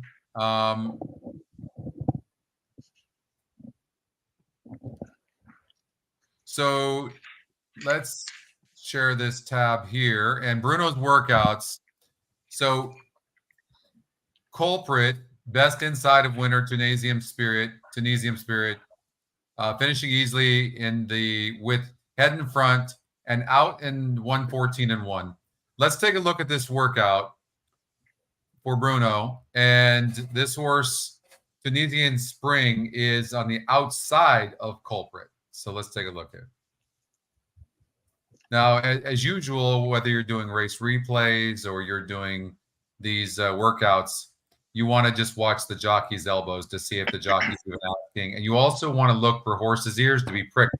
Not forward necessarily, but straight up. That means they're just enjoying it and they're doing it easy. That's always a good sign. So we'll take a look. Tunisian Spring is on the outside, ears pricked, straight up. I don't see either one of these horses being asked. I think they're doing it very easily. And looks like just a really nice, easy workout. I like that workout for the 11. And I don't see anywhere here. I will say this. After watching that, I'm going to take the 11. And the reason is the simulated race, first of all, has the 11 winning, even at the stretch and the finish. And it's the second EquinEdge pick. And it's a better draw than what the 3 horse is, on the inside, plus the 3 has no speed. So I'm all over the 11, considering what's going on in here. I'm going to look real quickly at the turf breeding. The wet breeding, looks very good. So, and I didn't see anything within that workout, David, that suggests that 11 cannot rate. Finally draws outside. The first 3 races were in the inside against many horses. I think this horse is talented. I think the 11 horse Tunisian Spring wins this race. I'm putting the 11 horse on both of my tickets. Okay, yeah, I can see that. I mean, the horse did show the ability to slightly stalk in its opening race at Kentucky Downs on the turf, right, at 7 furlongs. That horse it was only a length and a half, 2 lengths off the lead, and then almost got there. That was a really good race. But it's surprising that Ward moved this horse off the turf. So I guess he thought this horse had more ability on the dirt because he normally would keep these horses turf meant. So yeah, this horse is logical. I mean, considering this horse's last 2 races has been odds on, you're going to have the favorite. But I know the more that I look at this card, it may be very chalky. So that might be the good move to do. Just take the winner and move on. But I'm a sucker for value, and I just can't. I've seen so many times where these like horses that you never even considered because you think you're too confident in the chalk, and like a horse like the 1 wins at 7 or 8 to 1, and you're like, I never even looked at the horse. What did I miss? So I'm always looking for some kind of value. But yeah, that would be my other horse. I mean, 1, 3, 11. And when we're talking about non-contest wagers, I'd probably use a backup exact 11 over the 1. 11 over the 3 might be a little too light for me, but yeah, I can see that. All right. So Wesley Ward possibly to win the 8th race at Keeneland. The next leg of the qualifier, we're almost there. 3 more to go, is race number 8 at Aqueduct. So let's get to race number 8 at Aqueduct. And that is the last race, couple of scratches, and let's run the simulated race. We'll sort the pace. Looks like the 2 horse should have an early lead, and it does. And we've seen how pace is holding up at Aqueduct. I mean, that's a pretty significant lead right there. 18%. Face Barrio is also Scotty's second pick. And right now, going into the stretch, this horse is 2 lengths in front. Here comes the 4, though. Montebello, who's the Scotty top pick. But it sure looks like we're looking at chalk again. But I think, David, when you look at the form of this 4 horse, I mean, don't we have to try to beat this 4 and go with the 2, go with the speed? Yeah, I agree. I mean, I'm going to try to beat the 4. That's not a typical Rudy Rodriguez move. This horse didn't run a bad race, 2 back in a mud, a solid second off of a couple-month layoff, picking it off of Christopher Clement. And then stretched out to a mile and just totally stopped, didn't really run, didn't even lift a hoof, and then drops right down to 14 that quickly. Usually you want to bet Rudy moving up a bit or maintaining the same level, because I think he just wants to get rid of this horse. That would be my impression. And plus, it doesn't have a winning profile. Never won on a wet track. My concern with the 2 would be no victories on a wet track. Only 2 starts though with a 3rd. And I go look at that race, February 3rd, had the lead and sort of packed it in late and did lose to Montebello in that race. But now the other question is does this horse really want to go 7? Because the time that he tried a mile, this horse also kind of packed it in towards the end. So that would be my concern. We do have a speed favoring track, it looks like. The 8 should stalk and maybe have some speed, but you're right. There's not a lot of speed here. So I was looking. When I look at the 8, to me, I can throw this out. And the reason is if you look 3 back going 6 furlongs, that horse barely won against a 44 SOR group. Today's a 54. And it's got, a low win percentage trainer. It showed some speed against a 50 group last time out. The horse's style is to be near the pace, and it's not going to be. It's just not fast enough. I would personally pass on the 8. That all being said, the jockey trainer combination is 18%, and the EE morning line is 9-2 on this horse. So it's not. I just don't see this horse as being a horse that really comes from that far back, and even if it could, it doesn't seem to have the class. But that's my perspective on the 8. Yeah, my bubble was kind of burst here with the 3 being scratched. I had some wise guy thing. The 3's a lock, and I'm gonna go nuts on a 3 and be alive in a pick 6 single to the 3. All these, and then the 3 was scratched, and I'm like, all right. It's funny too. It's kind of ironic, right? That I didn't realize the 7 was a late scratch. It's funny. I guess Mudville 9 doesn't like the mud. So there's only other race on a muddy track. He was like his worst race by far. So that's pretty ironic in my opinion. So yeah, Mudville 9 doesn't like the off track. I don't have any confidence. This is a weak, bad race. And there's another racing analyst, and he works for NYRA. I shouldn't even have said that, but I won't mention his name. But he has an expression: bad horses win bad races. And this is a case where there's a bad horse could win a bad race. Now, again, this to me is no bad horse. Every horse, like a human's got a different ability level. So let's put it, not a bad horse. I love horses, but a horse with lesser ability usually wins a race with lesser purse or whatever. But right. Yeah, the bottom line is that I'm looking for something odd here, and I think I found it. I'm looking for a price because I think I could poke holes in every horse here. Face Barrio will have the lead and could coast, likely scenario. But what happens if that horse doesn't get a good break? Or what happens? I'm looking for a little chaos in this last race. It's not a big field, and you're not going to get a huge price. So here we go. I'm a sucker for value. I'm going to give a shot to at least hit the board with the 1 Midnight Worker. Geez, it's tough to come up with. I don't like this horse. I mean, overall, it's a horse I would not normally wager on. 1 for 16 at Aqueduct. But what's the one victory that this horse has on an off track? So the question is, this horse hasn't shown much, running like just evenly. I'm hoping, because I saw, looking at some speed on April 29th of last year, this horse broke from the rail and showed more speed than it normally does. I'm hoping that maybe this horse just likes the off track and is going to be close to the pace and can maybe get me a second here, which is going to be a lot more than the win place combo on Fasta Barrio. So I'm going to go with the 1 here, Scotty. 1 over the 1 over the 5, just to be a wise guy, with 2 horses that are prices. Okay, 1-5. I'm struggling a little bit with this. I'm not gonna lie. Like, I guess maybe what I should be doing is following my own advice usually, and that is, you're not looking at a horse here that has been facing it, that's been in a lot of non-winners of 3 lifetime. I mean, and the 1 fits that bill, unfortunately, for me, and the 2 horse kind of fits that bill as well.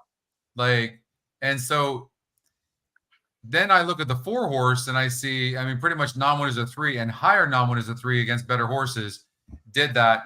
Last race was just too tough. That came up a 60 group, was only 8% to do it. And the horse broke from the rail and tired. This is the 3rd race off the layoff, getting an easier group of horses. The jockey trainer combination of the 4 Rudy Rodriguez and the 4 is only 10%, but none of these are really all that great. I think this is a protection mode that we have to be careful for, right? If you're alive and you're doing really well, you could get a race here where the 5 wins the race, for that matter. Like, you know, that's the way I have to play this race. The 4 is going to go off as the big favorite. Is it really somebody you want to use? The 9's an interesting horse. The 6, excuse me. There's nothing wrong with this horse. Rob Atras claimed this horse for $25,000. The horse is in for $14,000. Rob is like, what, 18%, 19% off of claims. The purse is $28,000. I mean, he's fine. I mean, they get their money back and make a couple of bucks if they're good with this claim. I don't. What are your thoughts on this 6 horse? Do you have any closer thoughts? Yeah, I never like to see a dump in class off a claim, right? It just leads me to, now I know the scenario. You look at the purse, you're getting 60% of 28,000, and then you also get the claim, right? But is Rob Atras and Roman in this game to break even? And again, they might be looking to cut their losses, so it's hard to know what the motivation is here. Yeah. But to me, I don't want any part of it. But this race is so weak. This horse, could I see this horse winning? And yeah, it wouldn't be illogical.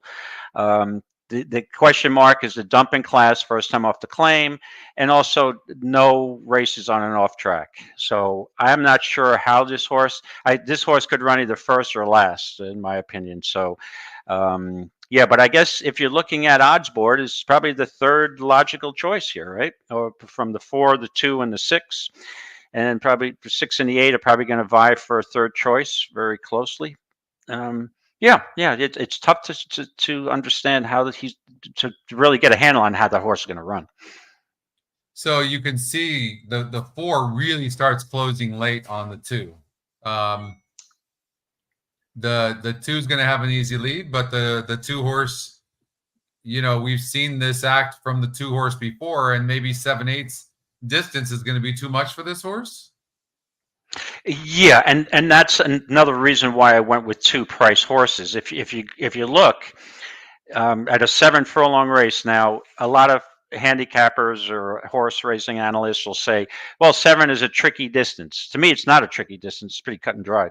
Either the horse likes 7. Yeah. A lot of horses who like 6 don't like 7. So the first thing I'll look at is who's had success at 7. And it's the 1. The 1 is 1. The Midnight Worker is the only time it's tried 7. It's 1 for 1.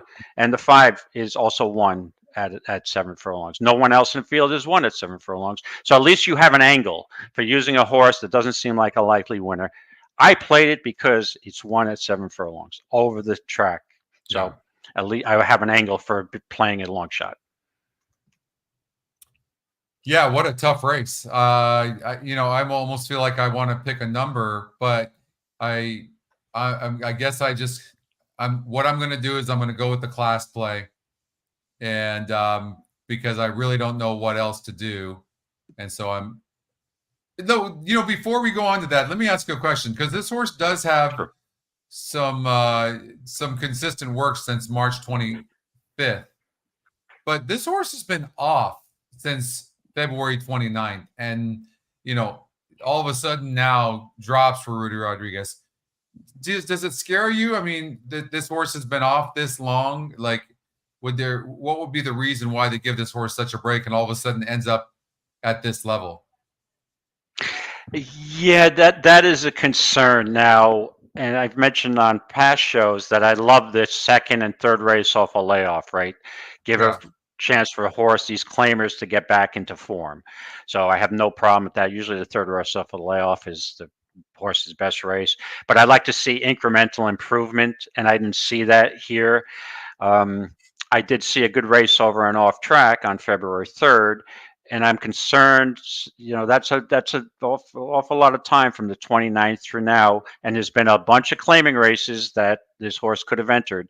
But this horse, if you look, has got a spotty record. It's hard to keep this horse in form, I guess, because you've had a lot of layoff lines, only 12 starts since 2021. So I guess it's just keeping this horse, healthy is an issue, and in form. So that would be my concern. My concern is more the drop down rather than the layoff. But yeah, there's a couple of concerns. You can poke holes in it. But if this horse wins by 5, would I be surprised and move on? No, I wouldn't, because you just don't know how how this horse is going to run. So you got 2 horses that have large precipitous drop downs, the 4 and the 6. So against horses that are longer prices who have won at the distance and are not dropping. So that's what I opted for here. Yeah. I mean, none of these horses really seem to be doing anything in the morning that are worth anything. The one thing I'll say about the 4, when we talk about burning money, it really hasn't burned money, only because the win percentage on this horse has been respectively 8%, 10%, 8%, 2%, 11% in the last 5 races. I mean, this horse wasn't, at least on the EquinEdge win percentage, wasn't really meant to do anything. Whereas today, it's top EquinEdge pick. It's 31%. It's got a really good GSR. You know what I mean? Like, it's not like it doesn't try. In 12 lifetime tries, it has 2 wins, 3 seconds, and a third. I think I've convinced myself already. I don't know that we can trust the 2 horse not to stop. Correct. Yeah. And it's like, okay, if you're going to use one of them, which one would you use? I don't know. I think I would lean to the presumption that the 2 is really not a 7 furlong horse. But then you look back and you're like, well, is it a speed favoring track where it's going to really help out this 2 to get more distance? Sometimes a horse doesn't want to go 7, but because it's a speed favoring track, can get to 7 that day. So yeah, it's a tough decision. That's why these things. I think I've come up with my decision here, and I'll tell you what it is. So if you look at the 6 horse Chocolate Shake, I like that Carmouche is aboard, and I'll take look at this horse. Just been facing 2 good horses. It really has. And off the layoff, it dropped into class, and this non-winners of 3 lifetime, and bumped and steadied at the start. And that was a better field. GSR goes up, win percentage goes up, facing easier horses. And normally this horse is a good breaker. So I would suspect the 6 horse is going to run a good race. So I am going to, my final decision, Chocolate Shake. Is this your final answer? This is my final answer. Chocolate Shake. Now, I would have preferred, we were both on Tall Boy before, and I was going to mention that if Tall Boy wins, we'll have a Tall Boy on the air. Right. But I'm like, I don't drink beer anymore, so I can't do that. But I will tell you this: I'm not a big chocolate shake fan either, but Yeah. if chocolate shake does win, I will buy my grandson a chocolate shake if that horse wins in your honor. Okay. And I would buy you a chocolate shake, but wouldn't be good if I sent it to Florida. It's by the time I got there, it'd be too watery. So Keeneland, race number 5. Let's see here. So, man, this has been narrowed down to 5 horses, right? So let's pull back up these horses. What a drag. I was actually really looking forward to some of these races, and rain just killed that. Okay. So we've got 2 more races to cover in the qualifier. That's Keeneland race 9 and race number 10. Since they are coming up to this race number 5 here shortly, and we can show this. Why don't we just show this real quickly? I'll sort the pace number. It looks like the 14 horse, Spice is going to be awfully tough. That's what it looks like to me.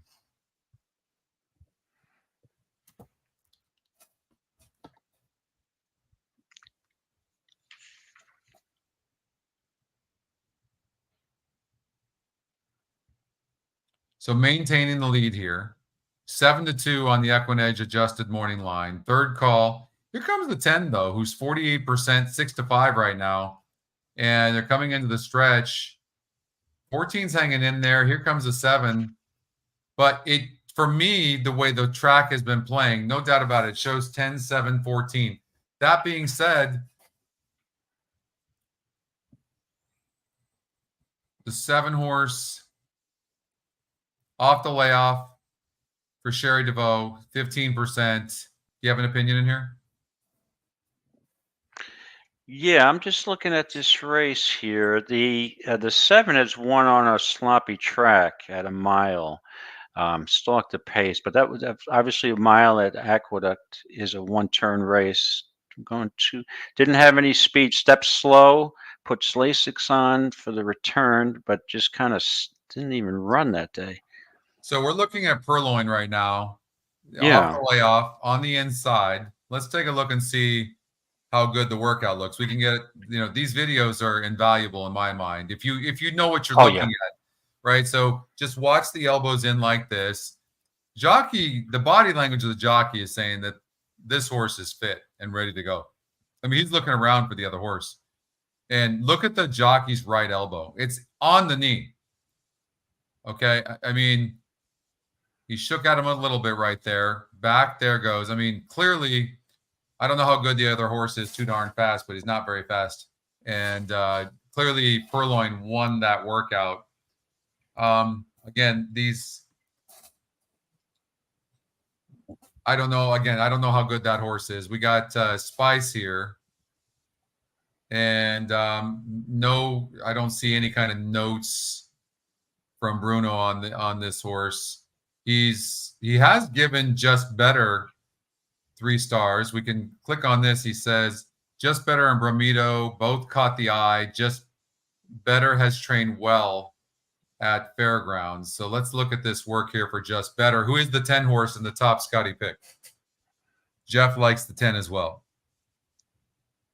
I figure maybe he's just better than this field. Yeah, he's probably just better than this field. Just better. I think he was, let's see here. You can see on the inside, Bramido has got the exercise rider's got the arms out, whereas Just Better does not.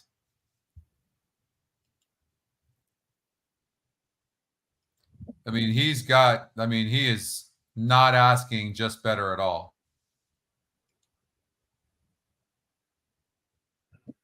Right. I really like the ears pricked on Just Better as well. You can tell that there's a lot more horse there. He's absolutely controlling. Yeah, he could at any point. Look at that. He let out a little bit and that horse went. It's a good sign right there. It's a very good sign. Okay. So we run the simulator at the stretch. The 10's still there. 7's coming late. 7's coming late, 2-1. Has some class. Just Better just broke her maiden, excuse me, for Steve Asmussen. Spice.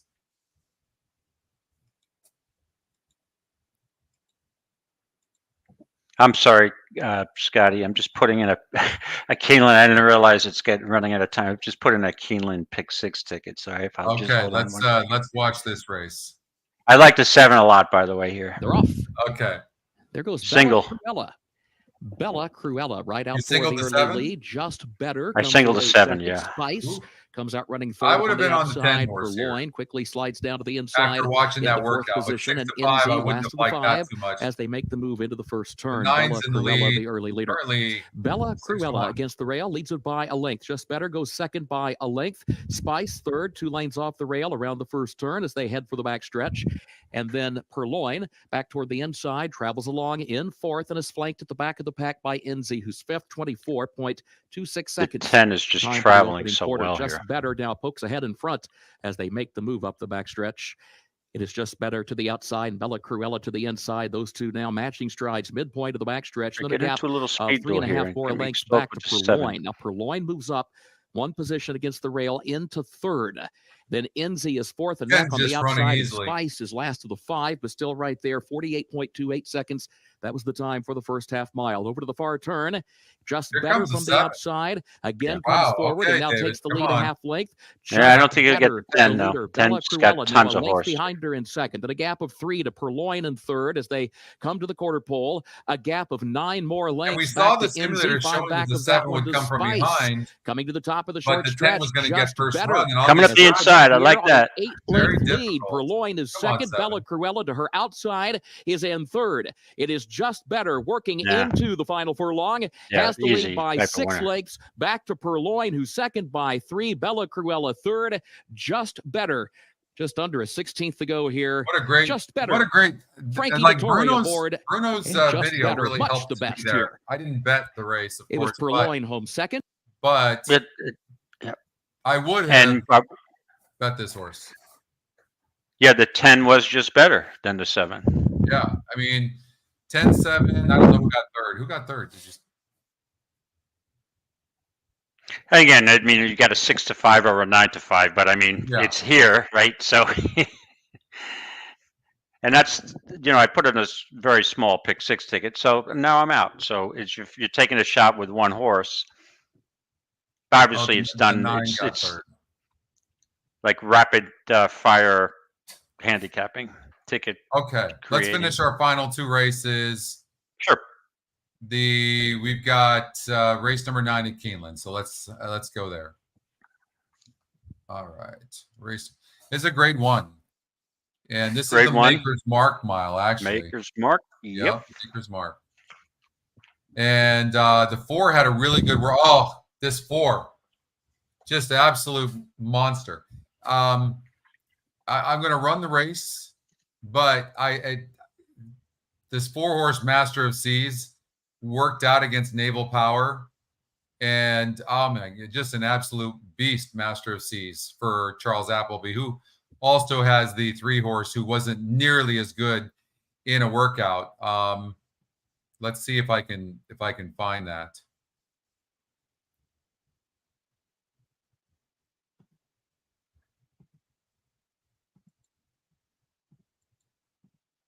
Okay. I'm going to share this tab, Masters of Sea. We'll go there. All right. So this is Naval Power and Masters of Sea, right? Yes, it is. Okay. Let's watch this. Let's watch this workout. Watch how good. So Master of Seas is on the outside, I believe. I kept asking Bruno, but you'll know which one Master of the Seas is because just in hand. Naval Power in front early. Okay, so Master of the Seas is on the outside. I mean, look at this. Elbows in. I mean, all on her own. Like, it's not even funny. Just easy. And you're talking about Naval Power, who's won 6 of 7 races. Look at Naval Power's all out. Look at this. I mean, elbows in. The only thing I'm thrown off with is the Scotty pick has the Emmanuel running a good race, but based on what I saw there, you're talking about a multiple Grade 1 winner here, Master of the Seas, your Breeders' Cup Mile winner. Nah. You're all on Master of the Sea? Master of the Seas, correct? Right? Yeah, there's just no way. I can't let's see here. Present. I lost my screen. Let me see if I can get that back. Okay. All right. So let's run the race, but I know what I'm doing. I don't understand why, and I don't understand why Manuel is the top Scotty pick. Honestly, this Master of the Seas is just a different beast, but maybe for a price, I don't know. Maybe David, because Master of the Sea is going to probably go off at 4 to 5 or less. Correct. You do have a major scratch here too, the 7 de jour, who's going to take some money for Baffert, right? Had a really good record at a mile, coming off the Kilroe Mile, Breeders' Cup Mile. That horse is a miler, and that's the horse would have probably run a pretty decent race. But here's a great equalizer again. Now it's even rained more, right, since the beginning of the day, and it was yielding. There's got to be a ton of moisture in this track. With that being said, I didn't like Emmanuel from the start. I like Emmanuel better on a firm, hard course where it can show its speed, and I just think I would poke a hole in him. Integration, I'm a big fan of, but I don't think this is the right spot for this horse. A boggy turf course. I haven't seen we don't know if this horse can run on a boggy turf course, and I'll take the chance that this horse doesn't like it. So basically, Masters of the Seas and Naval Power, the bottom line is that Masters of the Seas is a likely winner, and Naval Power is probably just a little less likely. With that being said, here we go. That's my favorite expression. I still, the rumor that I've heard, and knowing this horse so well because of the Breeders' Cup appearances, and I've listened to a couple of European racing analysts over the years, and I believe that Masters of the Seas doesn't really prefer a real soggy course, something good to firm, but not soggy. So I'm going to take the chance that this horse is still going to run a really good race, but maybe this will be a little bit short off the layoff, boggy course. They're not going to overextend this horse because there's bigger plans this year. This is, even though it's a $600,000 purse, or bigger fish to fry for this horse. I'm going to go with the horse who's actually won on a soft turf course, and that's Chad Brown's Kubrick. Peter Brand's horse. I love the workout on April 6th. Comeback race, first race in his country at Tampa, weaker field, but just kind of dominated. I watched that race, and this horse was just full of run, mile in at 1:33 and change. Then plus the workout on April 6th, and the fact that this horse is won in France long term on a soft turf course is all I need to know. And when you tell me you're getting maybe the 4th choice in a turf stakes race, and that name of the trainer is Chad Brown, I have no problem taking that risk. And the only other thing I wanted to mention here, Scotty, was if I was using another price horse here, it would be the 6 Shirl's Spite. I don't know if he is as good as he used to be. He may be off form, but that's the other horse that I may give a shot. But I think this horse also prefers a firm turf course. So I'm going to be pretty solid on the 5 here at Kubrick, and I guess over Masters of the Sea. Yeah. So, okay. So give me a recommendation basically in my qualifier. So, going into this race, like, will I need the points? Should I go for just getting any points I can with Master of the Seas? If Emmanuel does run as good as the system is saying, then that could hurt me. It's also a horse to watch. And, so really strategy, this horse, this is what's interesting, okay, about this horse. This horse is 3-1 on the EquinEdge morning line. It's 31% top win percentage, top Scotty pick, and a horse to watch. It's not one thing that's pointing towards this horse. It's 4 different algorithms that are pointing towards this horse. I'm just trying to interpret the numbers because you're looking at a multiple grade 1 winner in comparison to a horse that barely won a grade 3 last time out. Like, that's a big difference. So I'm struggling with that, but I'm also, that's why it's called gambling, no doubt, Jeff, but I'm also trying to strategize and figure out that, to take the free points. Those points that Masters of the Seas, who is your likely winner, could make the difference between the winner and not. Yeah, and I think my impression is Emmanuel's probably would prefer in this spot a firm course. That's just my guess. And this Emmanuel ran in this race last year, right? And got off slow, so you can throw that race out, I guess. But if you look at this, maybe Emmanuel's just a grade 2, grade 3 racehorse, because if you look at all the grade 1 races, this horse doesn't really win the grade 1s, wins the grade 3s, wins the grade 3s. Yeah, I mean, yeah, maybe it just is not in the right spot, and this horse could win a grade 1 at a mile, because I'm sure this horse's best distance is a mile. But I get, on his best day, but I'd have a lot more confidence if this was a firm course that it was really dry, and I think that's the only time I would include that horse. I can't get away from. Oh, maybe I do. Nah, I just Master of the Seas is just too good a horse. I'm going to take the points. Okay, so now the question I would have for you, because I have 1 entry. So with 2, wouldn't you lean or go with the theory that you would use Masters of the Seas on 1 ticket and then look for a price on the other, or do you want to go with, on this race, Masters of the Seas on both? Because you do have a chalk on both in an earlier race, right?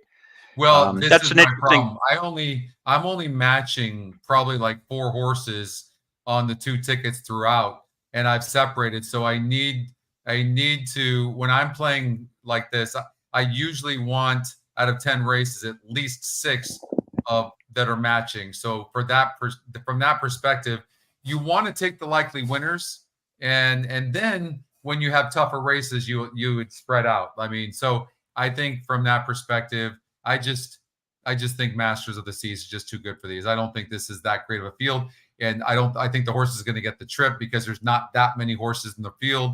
So I'm going to go with the 4. All right. And let me ask you this. Yeah. Yes, so both tickets, you'd be on Masters. Okay. Yeah, I'm going to do both. Yep. Okay. We got to move on to the next race. So I want to ask you that question. We only have 7 minutes before Aqueduct. You have to have all of your plays in. It's a pick and pray, you guys. So I've got all of mine in except for this race here. So race number 10, I'm going to sort the pace. I'm going to run the race. Let's see what happens. From top to bottom is your speed horses. It looks like there is some speed between the 1, 3, 5, and 6. And 3 is backing up early. And we're going to look at their styles here shortly. Here comes the 2. And then the 2 is backing up here. Whoa, the 3 is actually coming back. 6 is now backing up. Interesting. And there's the 5 who came out of nowhere. And here comes the 4. So the 5 is the Scotty long shot. Here comes the 3 late. Interesting. I don't know. How do you read this? It looked to be all over the place. Yeah, I've got a pretty solid horse here that I like. And I may regret it because, but I'm going with it. But sometimes your first opinion, don't overanalyze and just go with it. Sure. Especially the last race, I tend to do that. But yeah, I'm all over the 4 midnight raid here. I am concerned that this horse sometimes gets off a little slow, but it usually runs. This horse, he usually runs a pretty decent race. So 3 races off a layoff. has shown incremental improvement. Hasn't raced at Keeneland, which does concern me. The last 3 races were at Fairgrounds. Norm Cassie, a good trainer, and I love the workout. So we have 3 races off a layoff, plus a solid work on April 6th, 47 and 3 Breeze. So that's all I need to know. I'm solid on the 4 Midnight Raid. I've had 2 entries. Midnight Raid on both. Really? Okay. So going with the chalk on this one. Here you go. I'm giving you value all day long, and I chalk out here in the last race. So that's okay. You know, let's see the GSR. So in the GSR, they're not that high. The 4-horse does drop in GSR. Like the 4-horse is the top Scotty pick. That being said, it does drop 10 points in GSR. It won easily last time out against it looks like a little bit tougher field. Corey Lannery is back aboard. He was aboard for that win last time out. The 1-horse laughing all the way.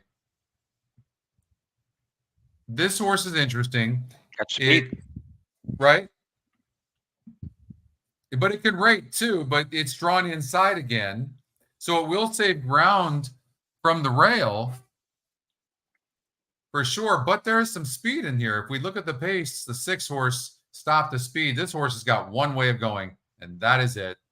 And that's to the lead, which kills the 1. And the 1 will have to probably check back and maybe not get a good trip. So the 3-horse definitely does not look classy enough for these. So this is going to be my strategy. And now I'm looking at this horse, who is the Scotty long shot. But the problem, I don't think this horse can really rate. I just don't see it. And so I'm going to get rid of that horse now. So now I look at the stretch, and there comes the 4, and then the 4 wins the race. So I'm Midnight Raid. I'm going to go with Midnight Raid, even though it's the lowest. Well, yeah, it's the lowest GSR. I don't like that. But the top GSR is only 65. You know what? I'm not going to sweat that. You're talking about 7 points. I'm with you. 4. Finish out with Midnight Raid.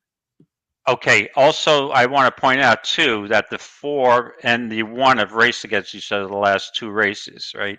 And Midnight Raid has won both of them, but not by much. The concern I have is the 1's got the rail and second-time blinkers, and draws the rail again, this time at Keeneland. Is this horse going to last longer?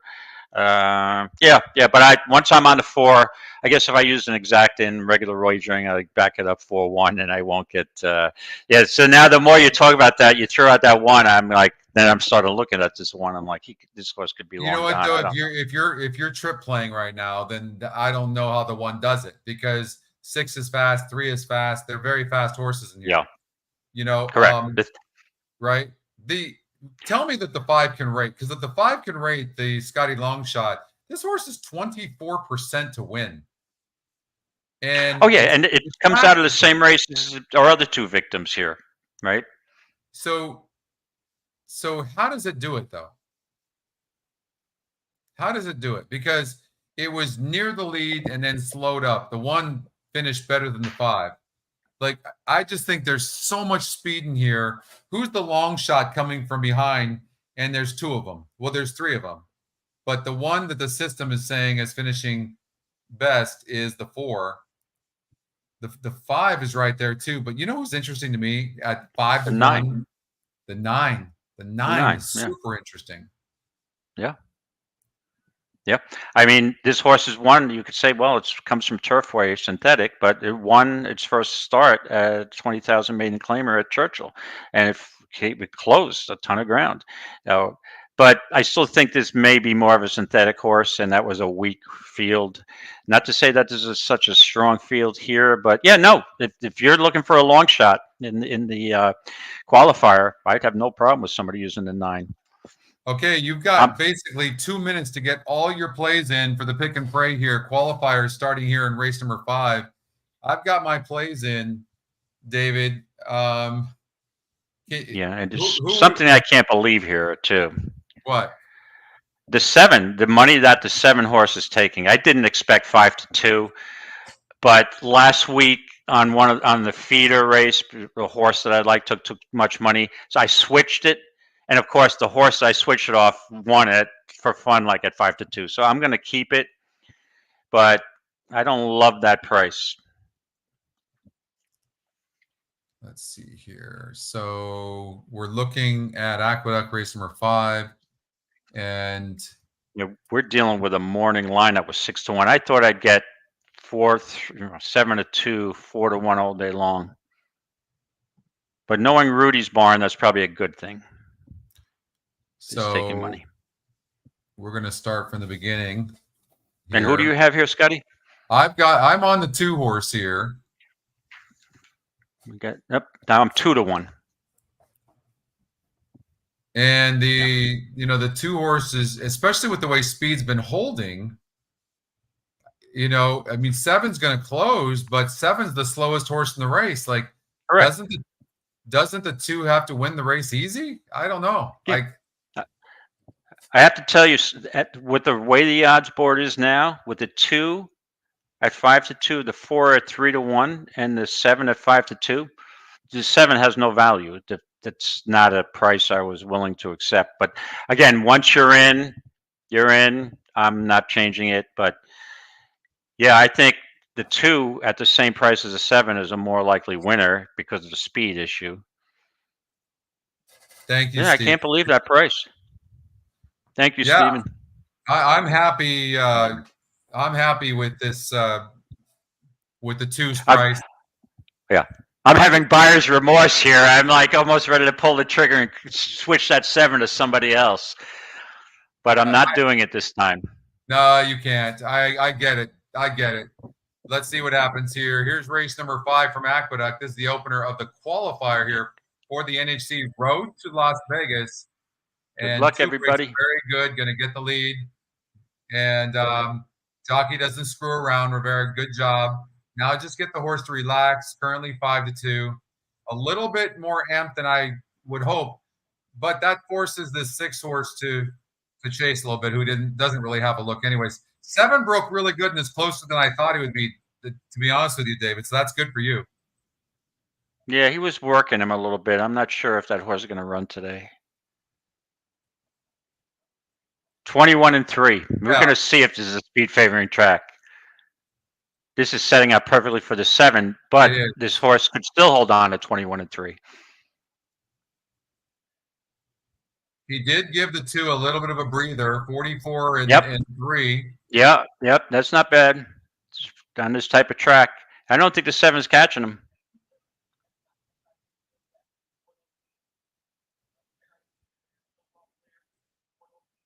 The 7 might not even get second. He's slowing. He's dying. The horse is stopping. Wire. But he still might have enough. Wire. Nope. Oh, man. That's a tough beat. Scotty went a little too fast early, I thought. If you just back off. Exactly what we called. They went too fast early. Absolutely. I will say this. I do believe we got the head bob, but I still believe the 1 won the race. And it's close. He didn't need to get that horse going so fast early. That's a bummer right there. But let's just see, because the 1's head was in front, but we got a good head bob. Let's see. See the slow-mo. I think you got a good head bob, but I think it's going to be tight. A 1 got it. Even though you got the bob, he's still yeah, they just posted it. Yeah. 1, 2, 4, 7. Pretty chalky. I don't think that really hurts anybody, honestly. No, it may be chalky though, so you don't want to have too many losses. But again, you got a place price better than I did. So here's a point. We're talking about the 2, 4, 7, both all at 5-2. Yeah. And the 7 was not the value. I would have almost been willing to switch because I didn't like the price. And there you go. I ran 4th. I didn't like the price. I was thinking I'd get at least 4-1. So in retrospect, I'm usually not afraid to make that switch because so you get beat by a $7 horse, right? So it's $10, $11. Right. But and so the 3-5 to 2 shots didn't win. We had a 7-2 shot, and that's Trevor McCarthy's style. He's a closing jockey. That's a nice ride. Just got All it. right. So what we're gonna do is we're just gonna watch this race. There's 7 minutes to the post. We'll show this race. Looking ahead, We'll watch it all together, and then we'll call it a day. Sound good? Okay, and I do like a horse here, so I'm glad that you kept going here. I don't want to tell you too early because I don't want this horse to take too much money. Mile remains on the turf. Let's see the horse, how it looks on the track. Race listed yielding post time in 6 minutes for the start of the late pick 5.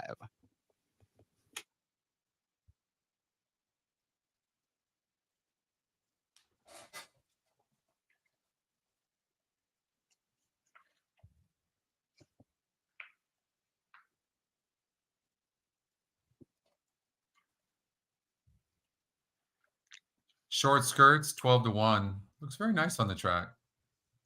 Yeah, nice. Like the bouncing. Right? Yeah. Good Looks energy. like it's in a lively mood there. There's 4. I asked Bruno yesterday in the show. I said, "What do you like to see in a horse's demeanor when they're coming onto the track?" He goes, "I like to see them falling asleep." Not bouncy. Yeah, that's what he said. He said, Okay. "I like to see them sleeping." So the 5 horse kind of met that criteria. It looked like it was falling asleep on the track at 9-1 currently. So maybe if we can't win, we'll try a different method of winning. What do you think? Yeah, well, to me, if you look at that 5 compared to the 6, I like the way the 6 looks better than the 5, and the 6 is 46-1. But that's not the horse I like here. So let me just pull up something. I'm looking for the horse that's looking to fall asleep. That's it. Let's see. It's not the 8. All right. Yeah. So hey, I don't know, especially if you play claimers, like lower price claimers. I don't know if that strategy is going to work too well for you in long term for ROI, for your ROI. I don't think it's going to be. And I just want to point out too, you're in a great position with these qualifiers because you're the leader of the tour. You're the tour leader right now, so you want to also get points today. Correct. So you, in your position, a lot of cases I'll get a little chalkier because I'm like, I'd like to get, if I'm 25th or 30th on one of those tickets, I'm going to get tour points. Yeah, right? For sure. And that's the way I've been playing it too. Right. That's the way I'm playing. Oh, we're delayed. Bill says we're delayed. Race 5 was over a long time ago.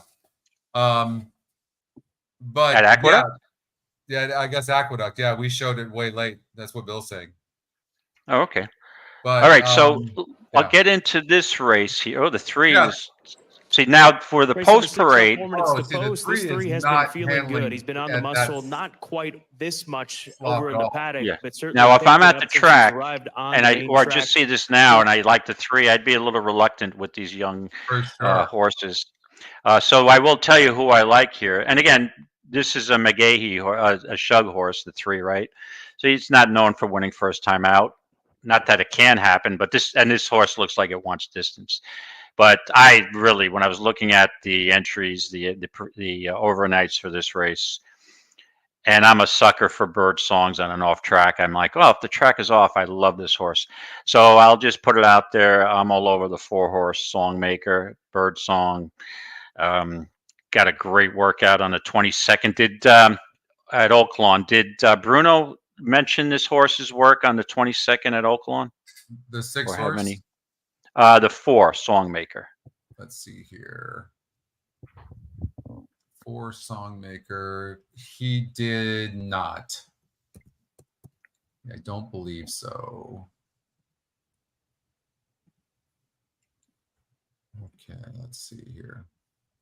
4 Songmaker. No information. No. Okay.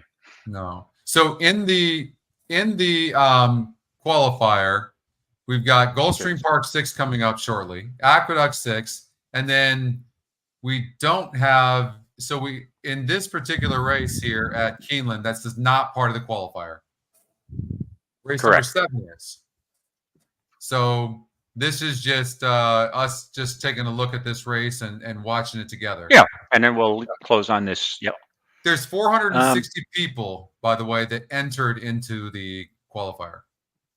And we've got Scotty McKeever with $3.80 tied for, well, you're tied with like 100 people for 101st. So yeah. You're tied with Kevin Costello, who's got 3 entries. Okay. To 380. Go Kevin. He's won the tour twice out of the last 3 years. Correct. That's your competition. I know. No, but among others, I could list There's 24 others who are contenders, players. right? Amazing, yeah, of course. Okay, so why don't we run this? Race number 6. We'll look at. There is a horse here that. Oh, I remember this horse. Absolute beast. Absolute. Which horse is beast. this? Kehoe Beach, the 2. Monster. Absolute monster. The workouts have just been tremendous for Wesley Ward. Looks really fast. I think the simulated race has this horse killing it as well. Let me get this first and get rid of these horses so we can watch this together. 6. Okay. So let's start this race and let's look at this. But if I remember correctly last night, thanks, Joe. Last night, 2 absolutely looking good. 12 horse, the Scotty long shot. This horse is 5-2 on the EquinEdge morning line, and that's Belle of the Bluegrass. Must be Dan's horse. And so I don't think you want to ignore that horse, but the 2 horse Kehoe Beach looked just tremendous. The simulated race though has the 9 horse On Command winning over the 12 over the 2, but I think the 2 horse could be very tough, especially considering speed's holding on the lead. GSR up, win percentage up, and it looks like a really, really nice horse. Could be, yes. Synthetic last time out. And who's got a higher GSR for wet dirt? The 2 or the 4? So the 2 horse has a 65, and the 4 horse Songmaker has a 62. So very, very similar. Right. Okay. And then if you look at the GSR, like the 5 horse, the first time starter, lots of candy. This horse looks pretty good as well. But again, I was super impressed with the workout of the 2 Kehoe Beach. And it also is a horse to watch. Top pace, top win, EE second pick. And but I'm really interested in the 12 horse. I think the long shot. Riley Mott's horse. Yep. Yes, the Scotty long shot is 5-2. 5-2 on the EquinEdge morning line. And you're getting 11-1. And I'm getting 11-1 on Songmaker. Yeah.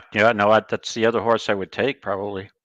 I think the EquinEdge picks.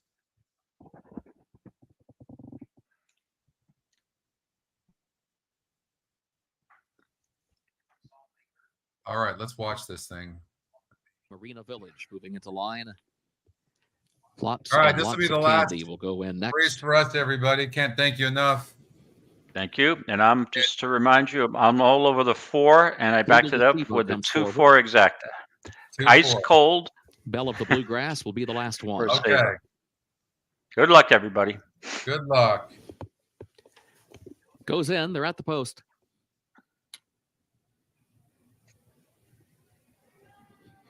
And they're off.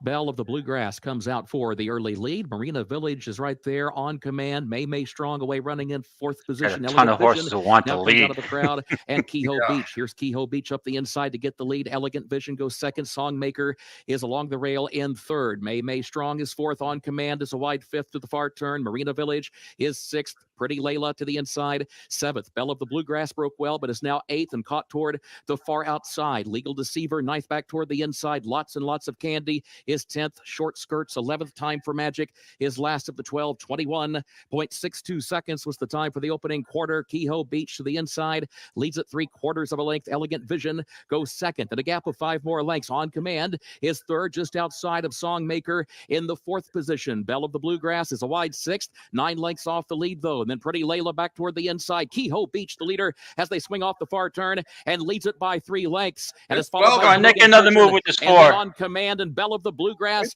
And those two move as a team on the far outside, but Kehoe Beach has a 6-length lead, a 16th to go. And Kehoe Beach, John Velasquez maintaining the advantage. Belle of the Bluegrass has gone to second, but no catching. Kehoe Beach, who wins it. Belle of the Bluegrass was home second. Songmaker 12-4, and right. Pretty 2 Layla over the came up 4 of the inside 12. for Those are fourth. the ones I would have used, but I didn't use the 2. Yep.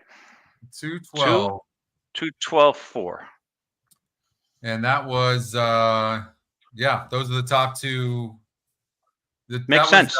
That was the top win percentage, top pace number, horse to watch. Ends up getting off at 9-5, and then Belle of the Bluegrass was the Scotty long shot. Ended up getting off at 7-1. So, David, can't thank you enough. Thank you everybody for joining in on the chat. Always makes it nice.